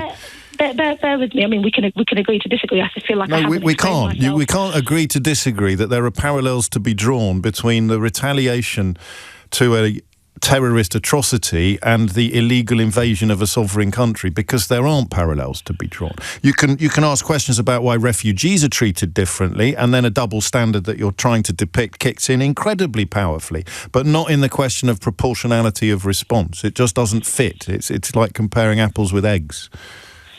I mean, ultimately, look, when at the end of the day, I mean, one of my things is, if, I understand, at the end of the day, I understand that Israel, or, that they want to defend themselves. But for me, it was the case of, why are they going after a civilian population, And even... because even Hamas now, hide among the civilian population. Where do you think they should have directed their energies after Hamas attacked Israel? I think there are lots of geopolitical avenues open to them, there are, right? But the point that I call... Well, it's not what I asked. Where should they have directed that? I mean, their energies in order to pursue Hamas for the October the 7th atrocities. I honestly think you should have just parked the idea that the disproportionate point is relevant to Ukraine in a way that it's relevant to Gaza, because I think the central point about one of the reasons why Netanyahu gets away with this is because the West doesn't value a Palestinian life in the same way that it does other lives, including a Ukrainian life. You could have made that point, but you didn't. And essentially, that's the point that I wanted to make, right? Okay, and the thing is, even now, right? Like, I listened to Anthony, and he's, incredibly insightful in all of this, and he was talking about all of the leaders and military personnel and that have all been targeted during this latest round of bombings by Israel, right? But then what we don't see on the other side of it is, the fact that it's not just them that have been killed, it's also their family members, their children, extended people, because they're not being assassinated like in a military compound or something like that. A lot of I do know, and you come back to the thing that many people struggle with, which is that we should all feel the same horror at the death of an Iranian child, a Palestinian child, or an Israeli child, and yet we live in a world, and this is what you're describing very powerfully, where you're not allowed to feel that, or if you do, you're accused of all manner of and it's even like, if it doesn't, you can't even begin to think of what would the reaction be,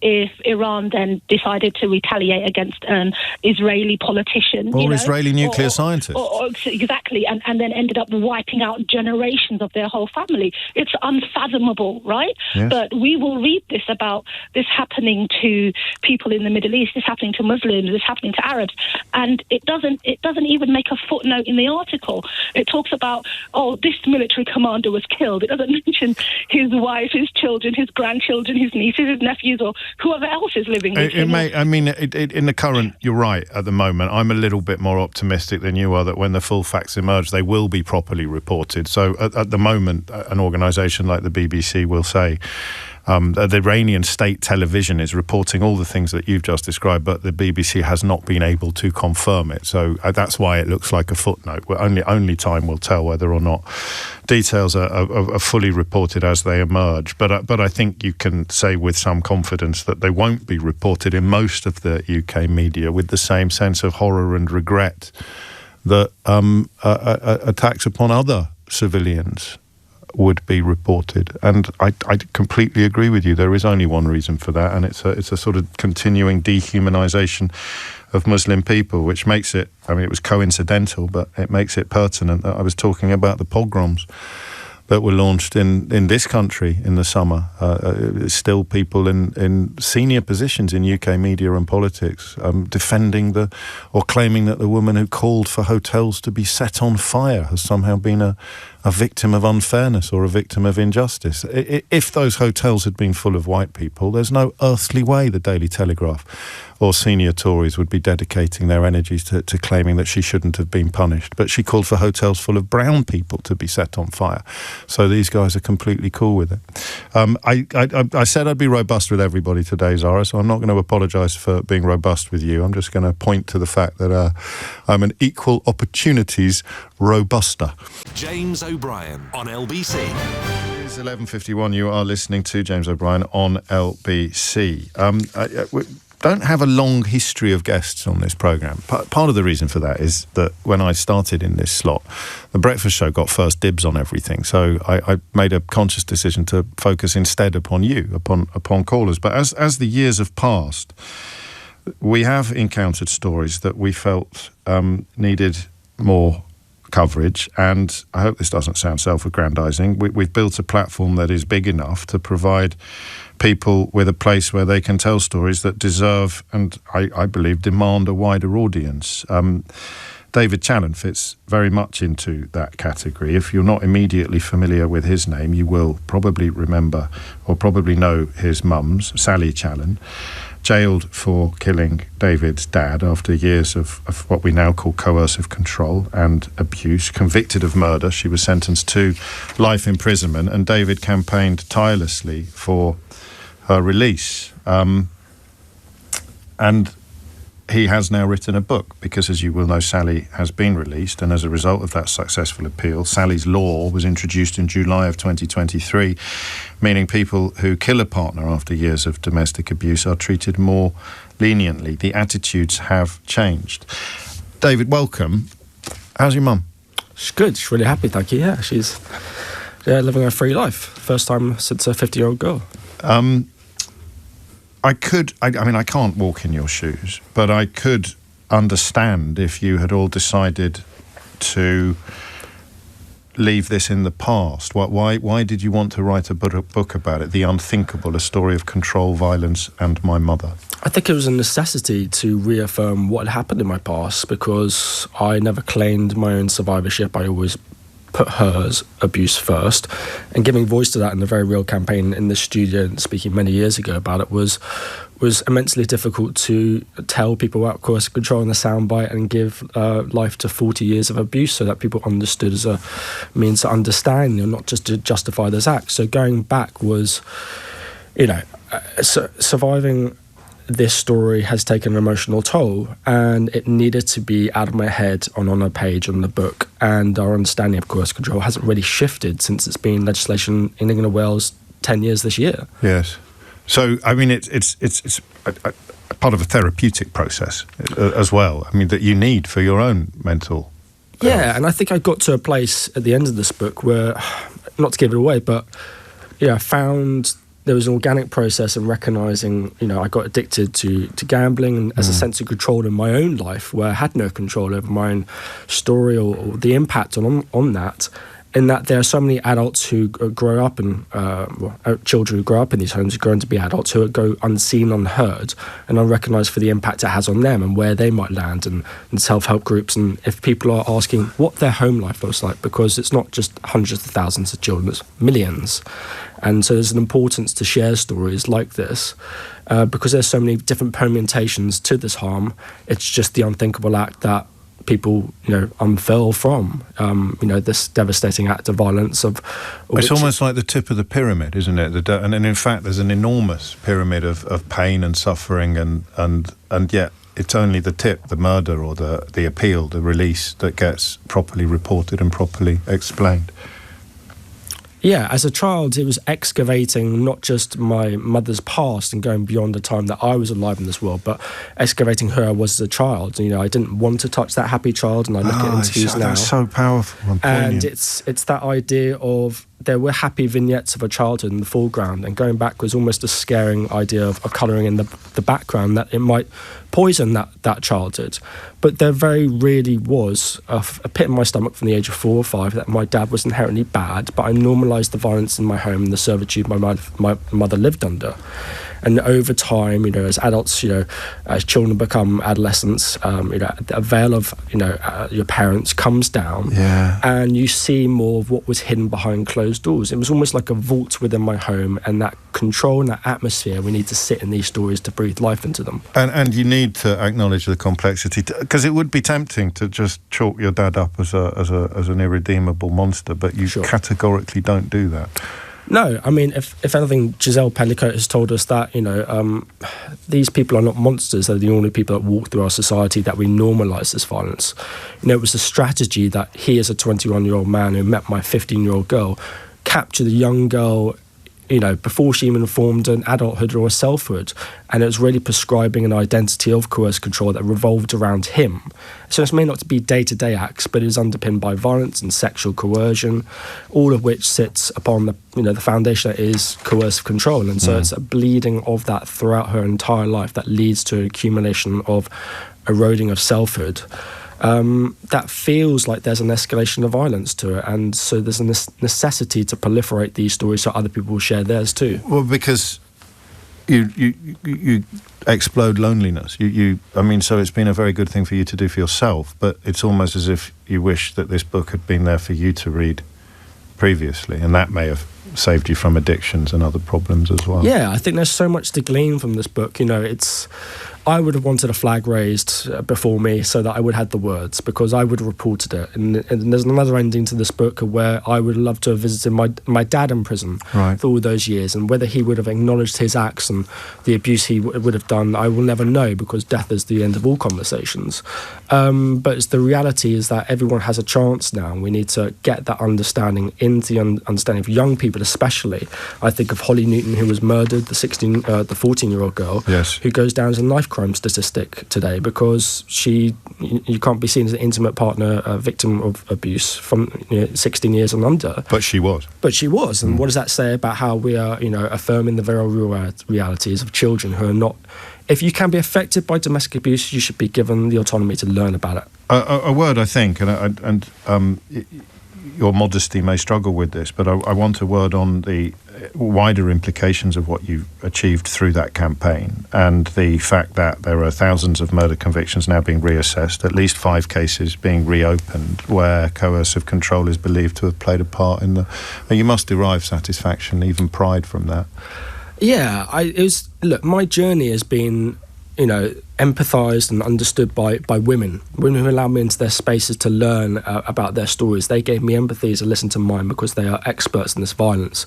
And so not only that, and the CCRC, the Criminal Cases Review Commission, looking into that, who are not so great in recent times, but looking to hopefully turn a corner in that. But it's to recognise the role that women play in our lives, who, especially around the conversations of misogyny and what we're doing in schools and talking about this, of giving them safe space to learn, but building communities back up that were ripped apart by austerity. And that we're realising now, of course, that many young men and boys are getting caught behind closed doors by fishing trawlers of misogyny influences. And the child's experience of domestic abuse is a kind of bolus of horror from which a million different things can grow. We know, don't we, the details of the background of people who either end up doing terrible things or having terrible things done to them. So the recognition of what the second string of the story, if you like, from the abused parent, but what that then does to the children is one that is not told and cannot be told enough. There's a stoicism to 60s and 70s households where young people grow up in them, and there's like a nod and a wink behind closed doors of what we felt in the brutality of those homes. And stoicism is brave, but it's the power of speaking out, because violence thrives in silence. So it's really about getting the idea that these pristine frontages, the front of my book is the 3D model of my actual home, that exists, the prim and proper of shuttling these families to and from. They look like not abused victims, but what's going on behind those doors and those atmospheres. Stories like this need to be told. What, final question, does your mum think of the book? Yeah, it's been collaborative. She's waived her anonymity to many things, and it brings about the full story, and it's been collaborative, and it's been very difficult for her. It's something that she wanted to do herself but never felt that she could. So, she was at my book launch, and it was such a loving event of so many women in my lives, but her especially, and the ability to help others, because we would have never wanted this unthinkable act to happen. This unthinkable act, hence the title, The Unthinkable, A Story of Control, Violence and My Mother by David Challen, is out now. And I mean, it's a story of universal impact, but particularly important perhaps for children who have grown up in particularly unpleasant households, difficult households, wherein you still have moments of happy childhood. That's such an important point to make. I'm not sure I just want other people to share their stories. That's what I would have wanted. So if it helps other people see their own experiences, that's the power to it. Because my mum could have entered her life before this, and domestic abuse-related suicide is a huge unrelated seen stat. Wow, which, of course, yes. The scale is unseen. David, thank you. Thanks. It is 12 noon. James O'Brien on LBC. It is 5 minutes after 12. I love this story. I fully appreciate that it is not to be treated lightly.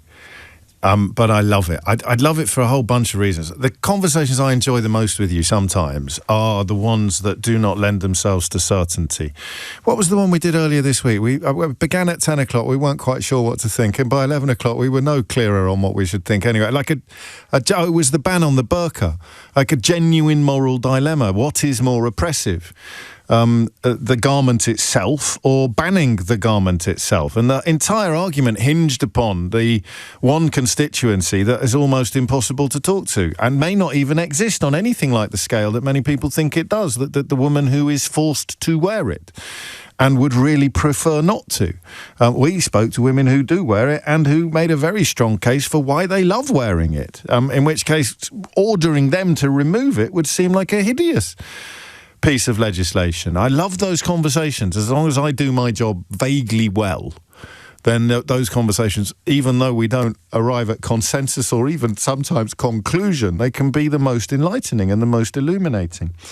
I don't know how relevant my own background is to the fact that I love the story that I'm going to share with you next. I can't imagine being the 14-year-old boy specifically involved, but goodness me, there are elements of this story that speak almost directly to my own youth.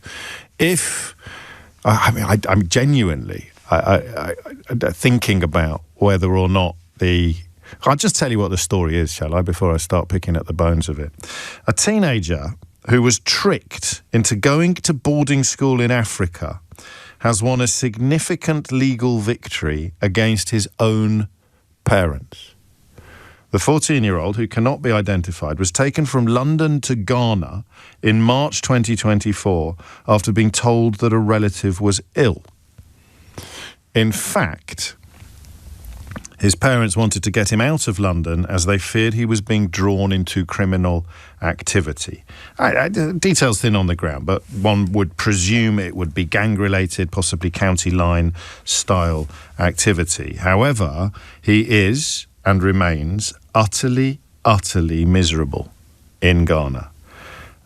He found some lawyers and brought a case against his own parents to the High Court in London, which ruled against him in February, when I think we actually spoke about it. But yesterday, the case was in the Court of Appeal, so it will be reheard. I am not a lawyer, and with a few exceptions, nor are you. So it's not about the legal case, this conversation. It's entirely about the moral case. It's entirely about whether or not this is fair and that the parents have the right to do this. I have an authoritarian streak. It's nowhere near as pronounced as it used to be, but it last kicked in powerfully at the beginning of lockdown. On the working from home question. Despite where I ended up on that issue, my initial impulse, my sort of unthinking gut reaction, was that you jolly well work wherever your boss tells you to work. I've got a touch of the forelock tugger to me. I don't know where it comes from, and I don't know why I've got it, because I'm the polar opposite in so many other areas of life, let alone politics. But the idea that you jolly well do what you're told, was obviously drilled into me. I went to fairly strict boarding schools, one of which involved a lot of physical abuse, as in violence. I was spared the sexual abuse that many of my schoolmates suffered, but the use of physical corporal punishment, call it what it is, corporal punishment, fully grown men inflicting enormous amounts of pain on small boys in order to teach them a lesson or give them character or whatever you want to call it. And I guess when you're on the receiving end of it, if we're going to have a quick therapy session, then you have to buy into it, because the alternative is intolerable. If you actually allow yourself to acknowledge the utter unfairness of what is happening to you, then Horatio, I shall go mad. So you actually end up, and this is something I've spoken to my mates about quite a lot. It's something that the lads who are punished the most, those of us that got beaten more than our friends, more than almost anybody else, for reasons that are pretty obvious, we were the naughtiest. Whether or not we'd now be recognised as neurodiverse, or not being lazy, or not being disobedient, just having real, much bigger problems, knuckling down and not messing about, cracking jokes, you know the kind of stuff. If it wasn't you, then you know someone who it was. We got beaten the most, and we ended up being the ones that thought it was a good way to behave. I've told you this story a million times, so I'll give you the edited version for new arrivals. I spent years thinking that being beaten regularly as a child had actually done me good. Don't laugh. I did. Because the alternative is to acknowledge your pain. The body keeps the score. And you build a suit of armour and you strap it on at the age of 10 when a 6'3" man first starts knocking you about, and you convince yourself that it's okay, because the alternative is inconceivable. The alternative is intolerable. The alternative throws everything on its head. So that's my little quick therapeutic explanation as to where perhaps my own authoritarian streak, despite the fact that I've done the work and I've liberated that little 10-year-old boy from the armour that he was forced to strap on and the shame that was inflicted upon him, there will always be vestiges. There will always be bits left over. But I still do not have a clear bead on this story. What if the lad is at genuine risk of ending up, and his parents clearly believe that he is at a genuine risk of ending up on the wrong side of the law? He is at genuine risk, let us say, of getting caught up in county lines. Getting caught up in county lines can kill, does kill. It's not easy to generate sympathy for the young people who are actually dealing the drugs and doing the bidding of older gangsters, but we should have sympathy for them because they are victims of coercive control in many, many cases. Something I'm pretty sure my last guest, David, would agree with. And so here is a parent who cannot control their child's behaviour because he's 14. You can't lock him in the house. You can't deny his agency, not least because he's got access to money of his own if he is now consorting with criminal types. You can't, I don't know what, I mean, what else? I can't say anything else except you can't lock him up. You can't lock him up and you can't control his life. What you can do is take him to a place where he doesn't want to go and ensure that he has absolutely no contact whatsoever with the people who you believe genuinely, authentically and passionately are leading him down a path that will lead to, at the very least, a life of crime and difficulty, imprisonment and quite possibly death. So what are you going to do? I am surprised how hard I find it to condemn the parents in this case. And then I imagine being him. And how absolutely horrible it must be to wake up every morning in a country you do not know, surrounded by people you do not care for, hundreds of thousands of miles away, well, thousands of miles away from everything you know. I am a Londoner. What the hell am I doing in Ghana? I got enormous sympathy for the boy, but I've got enormous sympathy for the parents as well. And do you know what the real problem is? Or not the real problem. Do you know what another dimension of this problem is? Is that there'll be people listening to this for whom very similar treatment has worked, and there'll be people listening to this for whom very similar treatment has not worked. So I suppose if we were in the business of diplomacy and compromise, we would put a time limit on how long you stay there for. And if you haven't by the end of that 6-month or 12-month period, acknowledge that this was probably actually for the best, then you come home. But then what's the point of doing it in the first place if you're going to have a time limit on it? I want to know what you think, but I also want to know what's happened to you.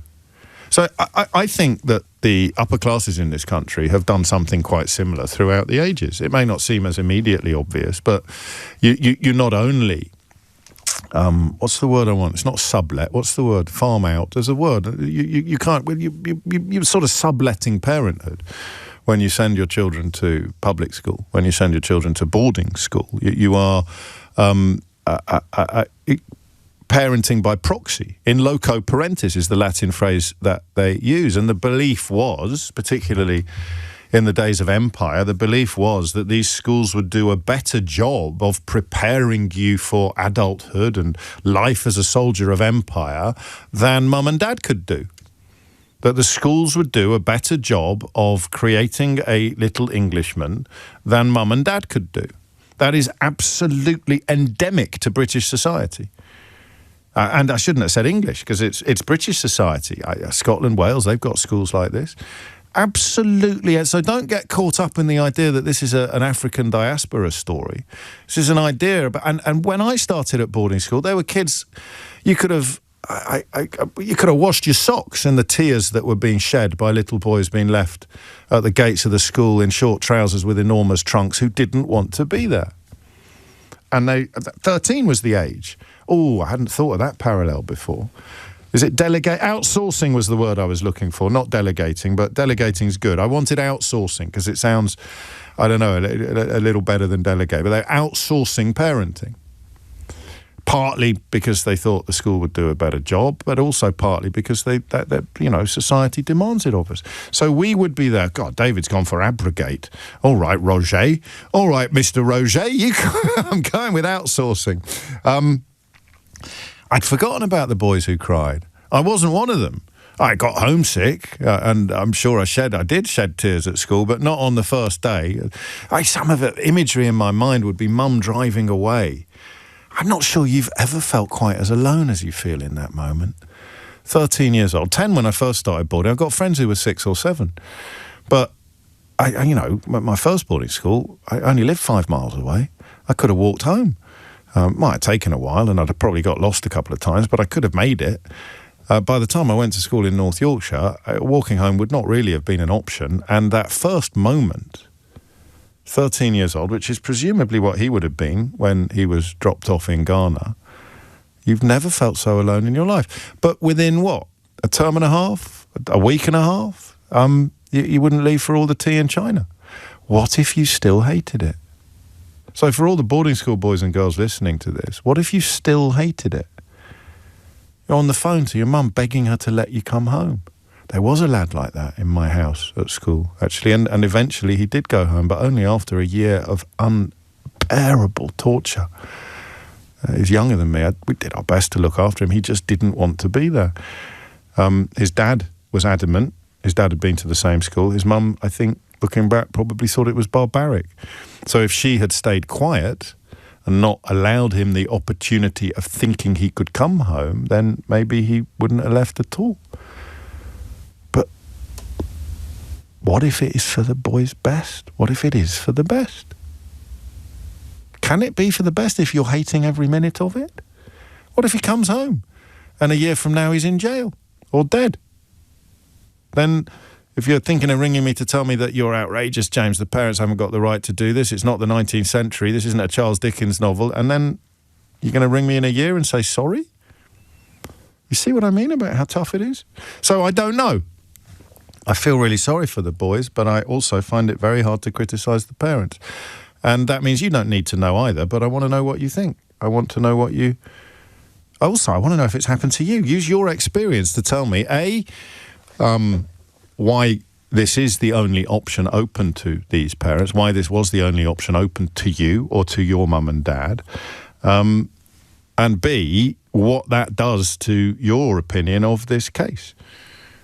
Hit the numbers now, you will get through. 0345 6060 973. Morally, should the boy be brought home, even if his parents don't want him brought home? And this is a moral, not a legal question, because none of us are qualified to do the legality of it. Morally, what do you reckon? And then in terms of personal experience and things that you've been through, so you don't need the personal experience to contribute to this, although I brought mine into the room, even though it's outwardly very different from this case. It's not that different at all. You might have been at boarding school and begging your parents to come home for a year, for 2 years, and they didn't let you. Looking back, was that an act of unspeakable cruelty, or were they being cruel to be kind? Oh, there's a lot to dig into here. Let's get started. It's 12:19. The number you need is 0345 6060973. And you're listening to James O'Brien on LBC. James O'Brien on LBC. It is 21 minutes after 12. I've touched a nerve with Caroline. I went to boarding school at 10 years old. I literally begged my parents for years to let me come home.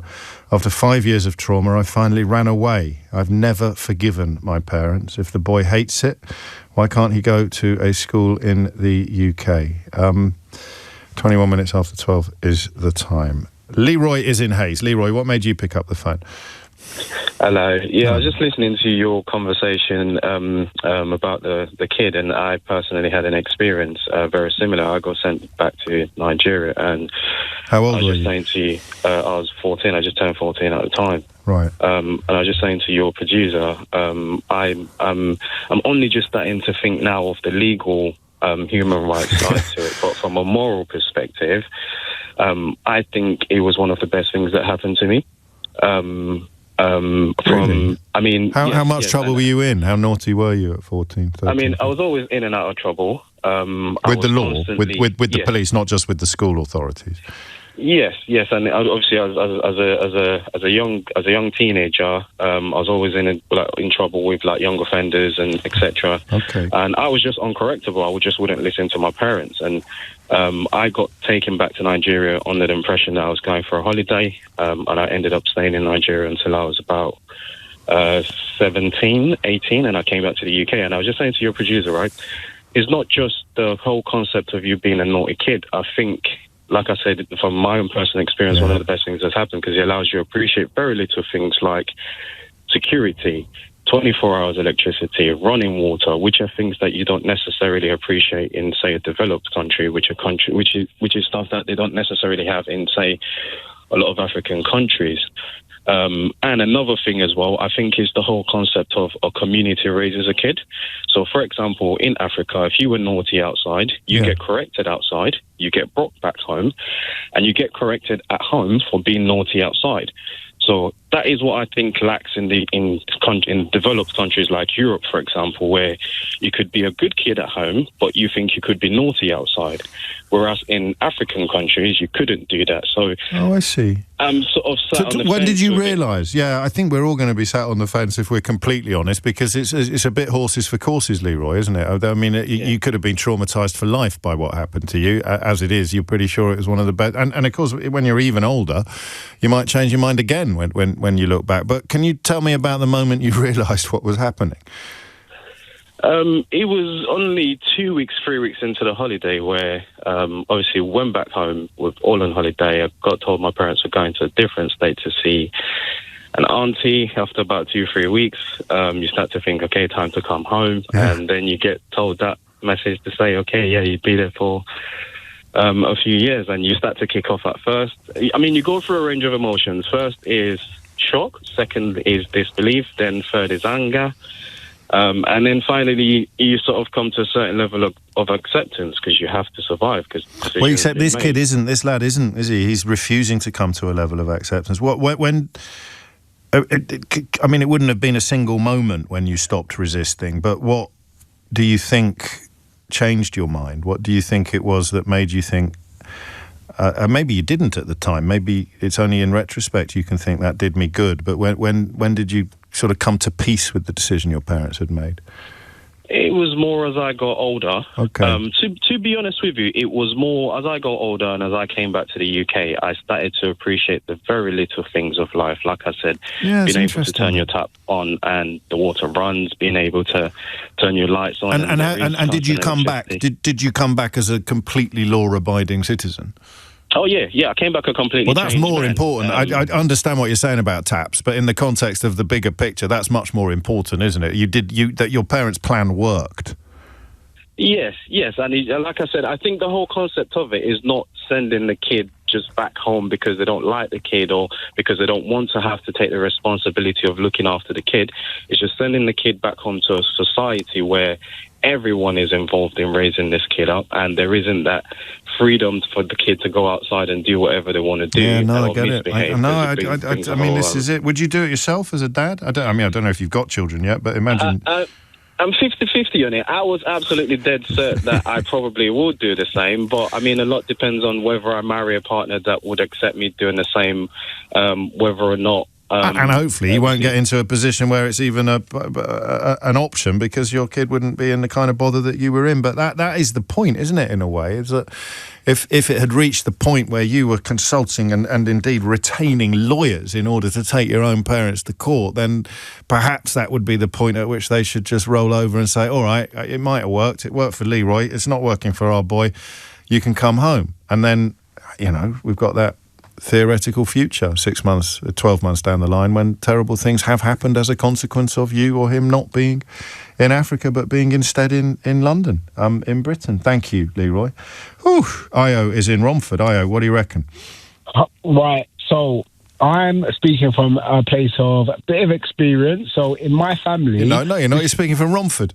This has happened to 3 members of my family, 3 of my cousins that are similar ages to me. So when I was like 14, I was really close to my cousin as well at the time, and he just basically disappeared for like 3 years. Like he got sent to Nigeria, and I didn't see him for 3 years, and then he came back. And in that time, actually, when he came back, his dad actually decided to send his 2 other brothers as well. Right. So everyone spent like a year or 2 there. Now, the result... Were they in trouble? Were they getting into bother at home? Yeah, the first one was getting in trouble a lot. He was in trouble at school. He was about 14, 15 at the time. Mm-hmm. And when he came back, he was very, very academically...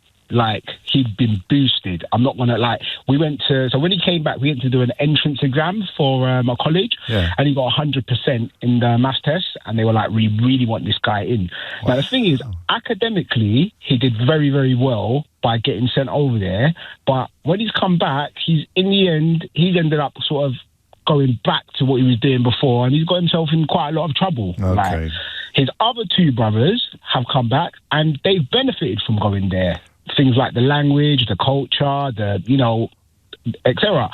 Because we've got a Nigerian restaurant in Hackney, I've actually met other customers and things like that. Is it quite a big thing? Will most Nigerian families in London have knowledge of someone that this has happened to? Definitely, yeah, definitely. They'll have knowledge if it's not in their own family. It nearly happened to me because my dad's brother tried to convince my dad to send me as well, because obviously the same family. He's like, look, I've sent my kids, they're doing well, but my mum would not have a bar of it. Otherwise, I would have ended up going over. How much trouble were you in?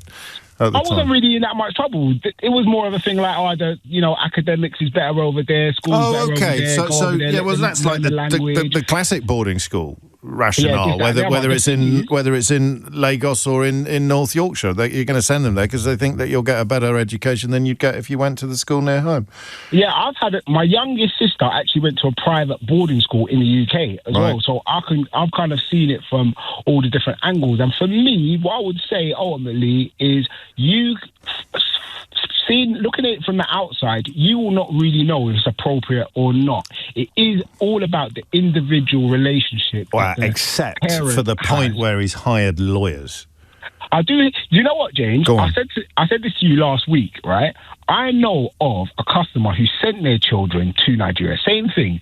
You didn't tell me this last week. It was. We were on the phone last week. I didn't do this topic last week. Maybe the week before. It wasn't a week before. The case was in February. All right, it wasn't that long ago. I can't remember. But anyway, the point is, she sent him away because he was getting in so much trouble, like gang violence proper, right? When he got to Nigeria, he went to the British embassy and basically demanded to be brought back to the UK, and basically said he'd been kidnapped, this, that and the other, and he had to they basically forced his parents to bring him back, and they brought him back, and within like basically 6-7 months, he got into some gang trouble and some serious. Someone got hurt really badly, basically. Yeah. So the thing is, you can't really know how it's going to affect the child. And the fact that he is so desperate to come back does not mean that he is in any way cured of the problems that got him sent away in the first place. So you don't know. It all depends on the relationship between the child and the parents. Yeah, except this relationship has completely broken down, which means that if he did come back, he'd probably be, quite possibly be even more kind of detached from the family structure than he was before he went away. Oh, boy. Do you want to give the restaurant a shout? AsselRockFood.com. We deliver to any address in London. God, I'm on the way there right now. It's like you were preparing for it. It's on Bradbury Street, right? That is correct. It's 12:30. Tim Humphrey has your headline. James O'Brien on LBC. It is 12:33. You're listening to James O'Brien on LBC, where a conversation is about, inspired by a 14-year-old boy who we can't, I don't know who he is, but even if I did, I couldn't identify him. Taken from London to Ghana in March of last year. Presumably he was 13, which is roughly the age that that British kids get sent away to public school, sent away to boarding school. And he was taken under false pretenses. He was told that a relative was ill. His parents wanted to get him out of London because they feared he was being drawn into criminal activity. And when he got there, he discovered that he wasn't coming home. He was staying in Ghana to, A, keep him out of trouble, and B, get his education. I quite like this from Gary Burton. If ever my kids are misbehaving, I just tell them I won't play Mystery Hour on catch-up. I find that works a treat.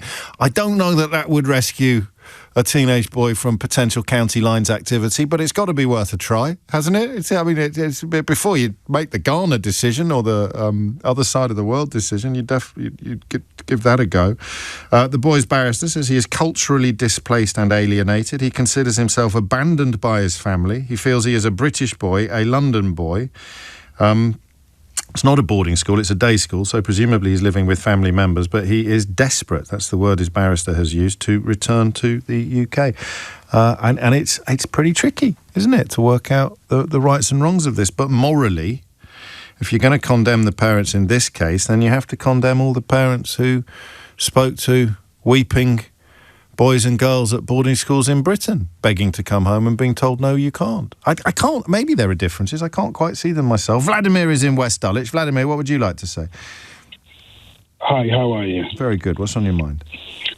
When a parent decides to take their child out of the country to Ghana, wherever it is, it's a very considered decision to make. Well, not always.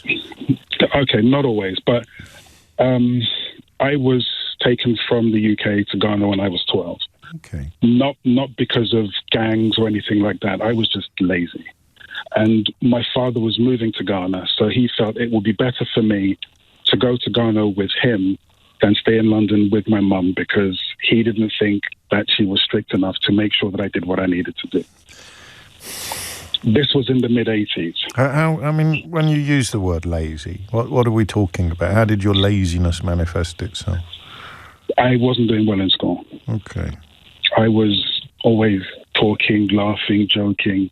I was good, but I wasn't good enough. I wasn't making the grade.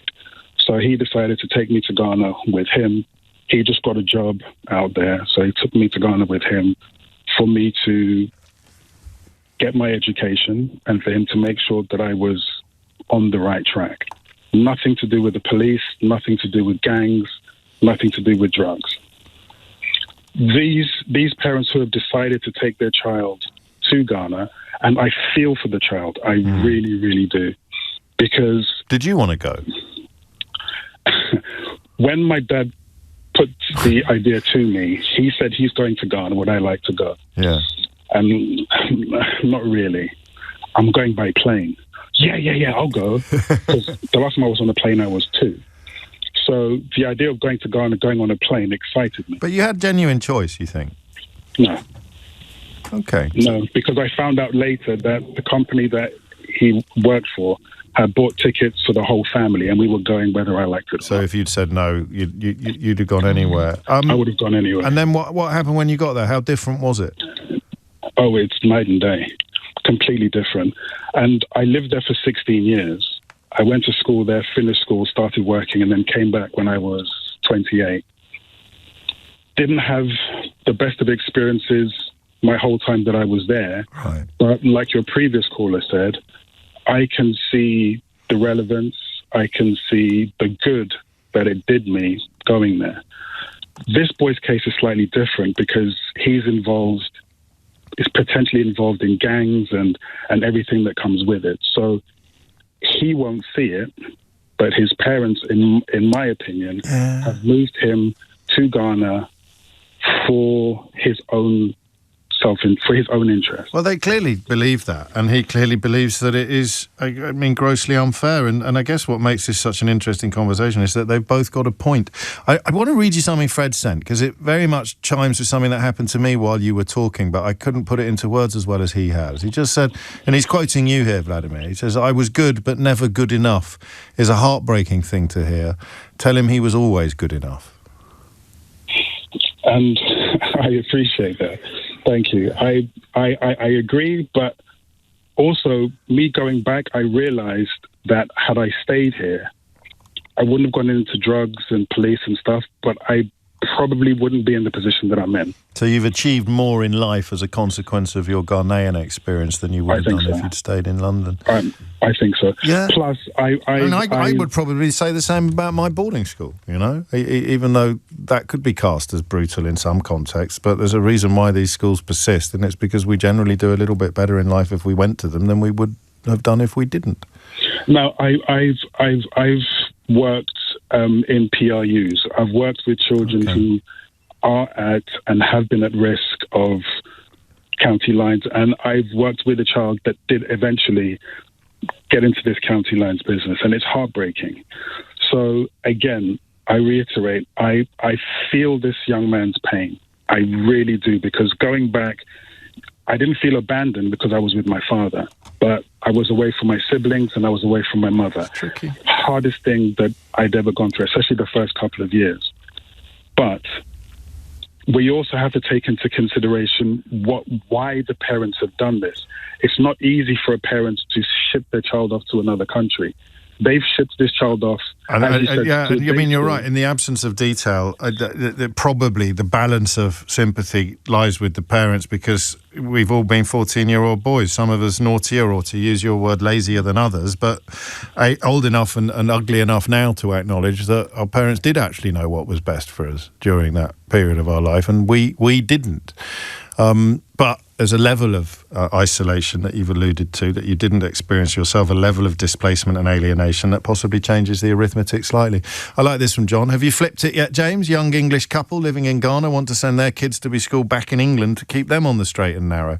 Does it need a flip, this one, John? I don't know. There were plenty of Nigerian lads at my school whose parents stayed in Nigeria. I've got Nigerian cousins who were educated at boarding schools in this country, but I think that had more to do with the class system than any deep desire to keep them out of trouble back at home. It was just perceived, I think correctly, maybe less so now, that kind of education gave you a kind of golden ticket in British society that you couldn't achieve in other ways. Thank you, Vladimir. 12:41 is the time.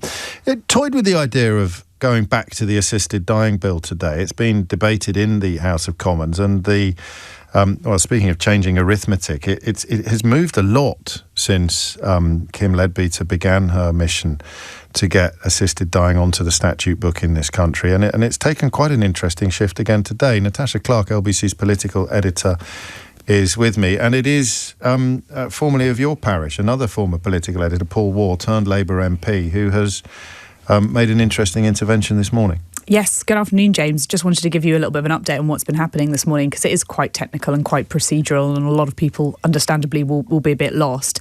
Essentially, there's more debate today, there's more votes. MPs have accepted a number of changes to this proposed new law, which include enhanced protections for people working in the healthcare sector, clearer procedural and reporting protocols for if you want an assisted death, how that gets reported to authorities to make sure that people don't face investigation and so on and so forth.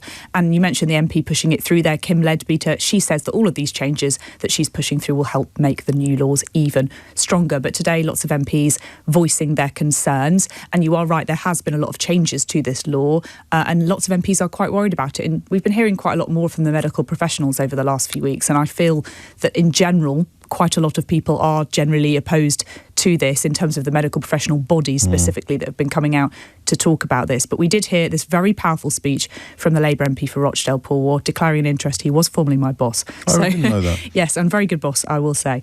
He explained today why he was dedicated to making this law work for those voices who cannot always be heard. The report stage of this bill is not about the principles of this bill. It's not about whether a member may in principle support the idea of assisted dying, as the Mr Speaker will point out to everybody who strays from this amendment. It's about this individual bill before us today. We have to ask, what will it mean in the real world for our very real constituents? I won't give way, I'm short of time. Just how strong are this bill's safeguards? We're not commentators, we are legislators. Our job is to scrutinise, to test and test again the bills that come to this place. I spent 26 years up there in the press gallery writing about politics, but the big difference between them and us is that we have a vote in this place, and with that vote, particularly a free vote, comes responsibility. And there's no greater responsibility than protecting the vulnerable from feeling they have to end their life, and that's why I've tabled this amendment today. I'm not driven by religion, though I don't believe that those with religious faith should be denigrated or patronised as they have been during this bill.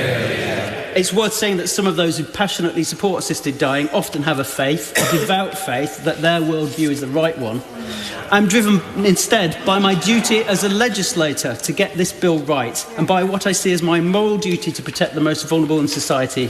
I believe my duty is to protect those who don't have celebrity names or campaign groups behind them, the people who don't get heard, who don't want to be a bother, who don't want to make a fuss, who feel at the end of their lives they're a burden on their family but may never say so. I worry about the unheard, the unseen, the ignored and the marginalised. Most of all, I worry about the heartbreaking modesty of that phrase you often hear from older people, I don't want to be any trouble, love. We need, for their sakes, to make sure the safeguards in this bill are the strongest they can possibly be. That was the Labour MP, Paul, the MP for Rochdale. I thought a really powerful speech, and just sort of goes to the heart of what many MPs are feeling. And I heard it time and time again in the other debates that were going on today. Just concern about the role of the state, concern about the marginalised, concern about the vulnerable. And obviously, everybody on both sides of this equation has incredibly strong feelings about assisted dying. But I just thought that was a really, really powerful argument that he made today. Yeah, I mean, you're absolutely right. What are your instincts telling you? Is it going to go ahead or not? I think it's really hard to predict. Looking at the numbers, around 14 MPs have changed their minds. So before it was a majority of around 55, so we need probably see around 25 people switch over in order for it to not go through at all. 14 people have changed their minds. It's I think around sort of 10 have gone basically in favour or abstaining, 2 against, and just 2 or 3 MPs have gone the other way in supporting. So as of yet, there is not enough evidence to say this will definitely not pass, but I just think listening to the concerns of so many MPs in the Commons, they are just worried about exactly what these laws will look like in practice and about what Paul was just talking about, the vulnerable and the marginalised and the effect on them. So I think we'll wait and see, but I am sceptical if it will pass. That's a very long way of saying I don't know. Well, I can say I don't know, but well, none of us do. That's why I find it interesting. I'm but happy you're to right. say I don't know. I know you're right. 12:46 is the time. I like this from Ben on the other conversation that we're having about this lad sent to Ghana. What would Gabor Mate think of this topic, James? He's normally the one who corrects me when I think I know what's best for my kids. That's from Ben in Sheffield. I don't know. I don't know Gabor well. I've only spent an hour with him for a full disclosure interview and read 2 of his books, but I suspect he would be on the side of the boy rather than the parents. I could be wrong. It's 12:46. James O'Brien on LBC. 49 is the time. Here's a great point from Abby. Hello, James. It seems like African parents can't do right for doing wrong. The system here gives these youngsters freedom to do what they like without them understanding the long-term consequences on their future. If your child gets into trouble with the law, you get accused of not parenting him right. Yet if you try to prevent them going the wrong way, the system castigates you for trying to do right by your child. I don't think the system is castigating anybody today, Abby. I mean, some criticism of the parents who sent their boy to Ghana against his wishes, and who has retained lawyers in an attempt to come back. But I sense broadish support for the parent rather than the child. But I take your point otherwise. There is no way one can sit back as a parent, this is the crucial point, and allow one's child to get into gangs, possibly ending up killing or being killed. And that, I think, is the point. And that's why the details possibly are important. You'd want to know exactly what situation and scenario this 14-year-old boy had been in and was potentially back in before deciding whether or not he should succeed in his legal battle with his own parents. Elizabeth is in Blackheath. Elizabeth, what made you pick up the phone? Hi, James. I don't know. Hi, I'm coming late to the conversation, but I'm a parent who, I don't like to use the word shipped, but sent my child to Ghana for school. Gosh. Under those same circumstances. And the few stories I have heard, very similar in the sense that my son was at a boarding school. How old was he? How old was he when you sent him? He was 13. And so, he was at boarding school here before you sent him? He was at a day boarding school, yes. Right, but getting into trouble. It was well, we'd had a bit of a gap, and we'd moved to London for that gap. And Right. he'd spent 1 year going to the local school. Yes. And I saw some behaviour that just wasn't conducive. And it's a part of London that is not a really empathetic part of London for black boys. Okay. And I decided, after a long consideration, when I say that it's not an easy decision to make at all, that was going to be a better option for him. Bearing in mind that I was also born here, although my heritage is Nigerian. I didn't go to school in Nigeria. I went to school in the UK. Yeah. But I really saw it as the answer to what we were going through at the time. I guess some people listening would think you didn't have to go to Ghana. You could have gone to, I don't know, Yorkshire. Probably could have done, but he was at a school in Oxfordshire before, so it's not like we don't know what outside London looks like. And I think there are disparities there in the sense that my son is a black boy. When we were in the boarding school system outside, you don't see many children that look like him. Perhaps if we saw more, then I'd feel that we'd got that. There's a cultural nuance in there that I also wanted for him to experience, because I think that's what's lacking for a lot of boys in London is that discipline. I've heard parents say, other callers say this, that there's an element that we want our children to grow into certain human beings, but there are so many things that work against them. And I felt a stint in culture where there are, other people that look like him, but also not so many of the challenges that we have in London for boys will do him good. Yeah, and these are challenges not unique to black boys, but definitely everything can be exacerbated by race. How did he feel about it at the time? Yeah, no, that's a really good question. we have an amazing, there's just me and him, so I've always been a single parent, and we have an amazing relationship. I used this phase when I was sending him that, look, if you're inherently unhappy, then of course I'm going to bring you home. Okay. That was a phase that stuck with him. Every email, I've kept all of his emails. I'm inherently unhappy. I want to come home. Right. So it was challenging for him. Culturally, it was challenging. The school system was challenging. He was diagnosed previously with ADHD, so they didn't really know how to, despite having consultations, etc. before, they didn't really know how to manage that side of things properly. But James, I will say, I don't know if it's a result of the move to Ghana. I think it was, but I have the most incredible young human being today. And I'm extremely proud of who he is. Well, what would he say? What would he say if he was here? What would he say? He would say that it was hard, it was horrible, it was challenging. He appreciates now why I made the decision. Does he would never do that. I think he does. Okay. He's a pretty... he's pretty grounded in that respect. I think he will understand even more as he gets older. He's only 21 right now.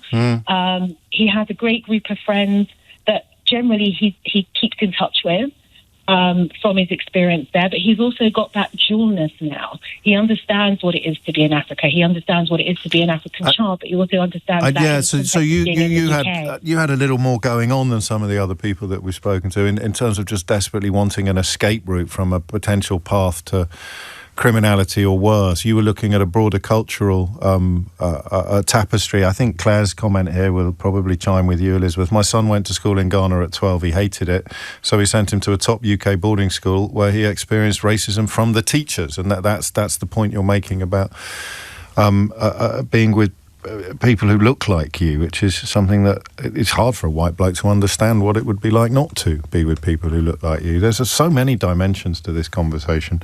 It's extraordinary. I talk a lot as well about race on this week's Full Disclosure with a young woman who I think is just absolutely fantastic. I'll just play you a little clip of it, I think, and then I should do, if I can, the missed information that I've been talking about since Tuesday. But here is my guest on... Thank you, Elizabeth. Here is Jameela Jamil on this week's Full Disclosure.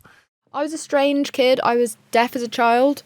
And I went to You can't just say that. Like sorry. Like you played the recorder. Well, this has been my life. I did know. also try to play the recorder, which sounded especially bad. It's already bad when you can hear. You can imagine what it was like for me. But I was deaf as a child. I had to have tubes put through my ears, I think in 6 different operations, maybe 7.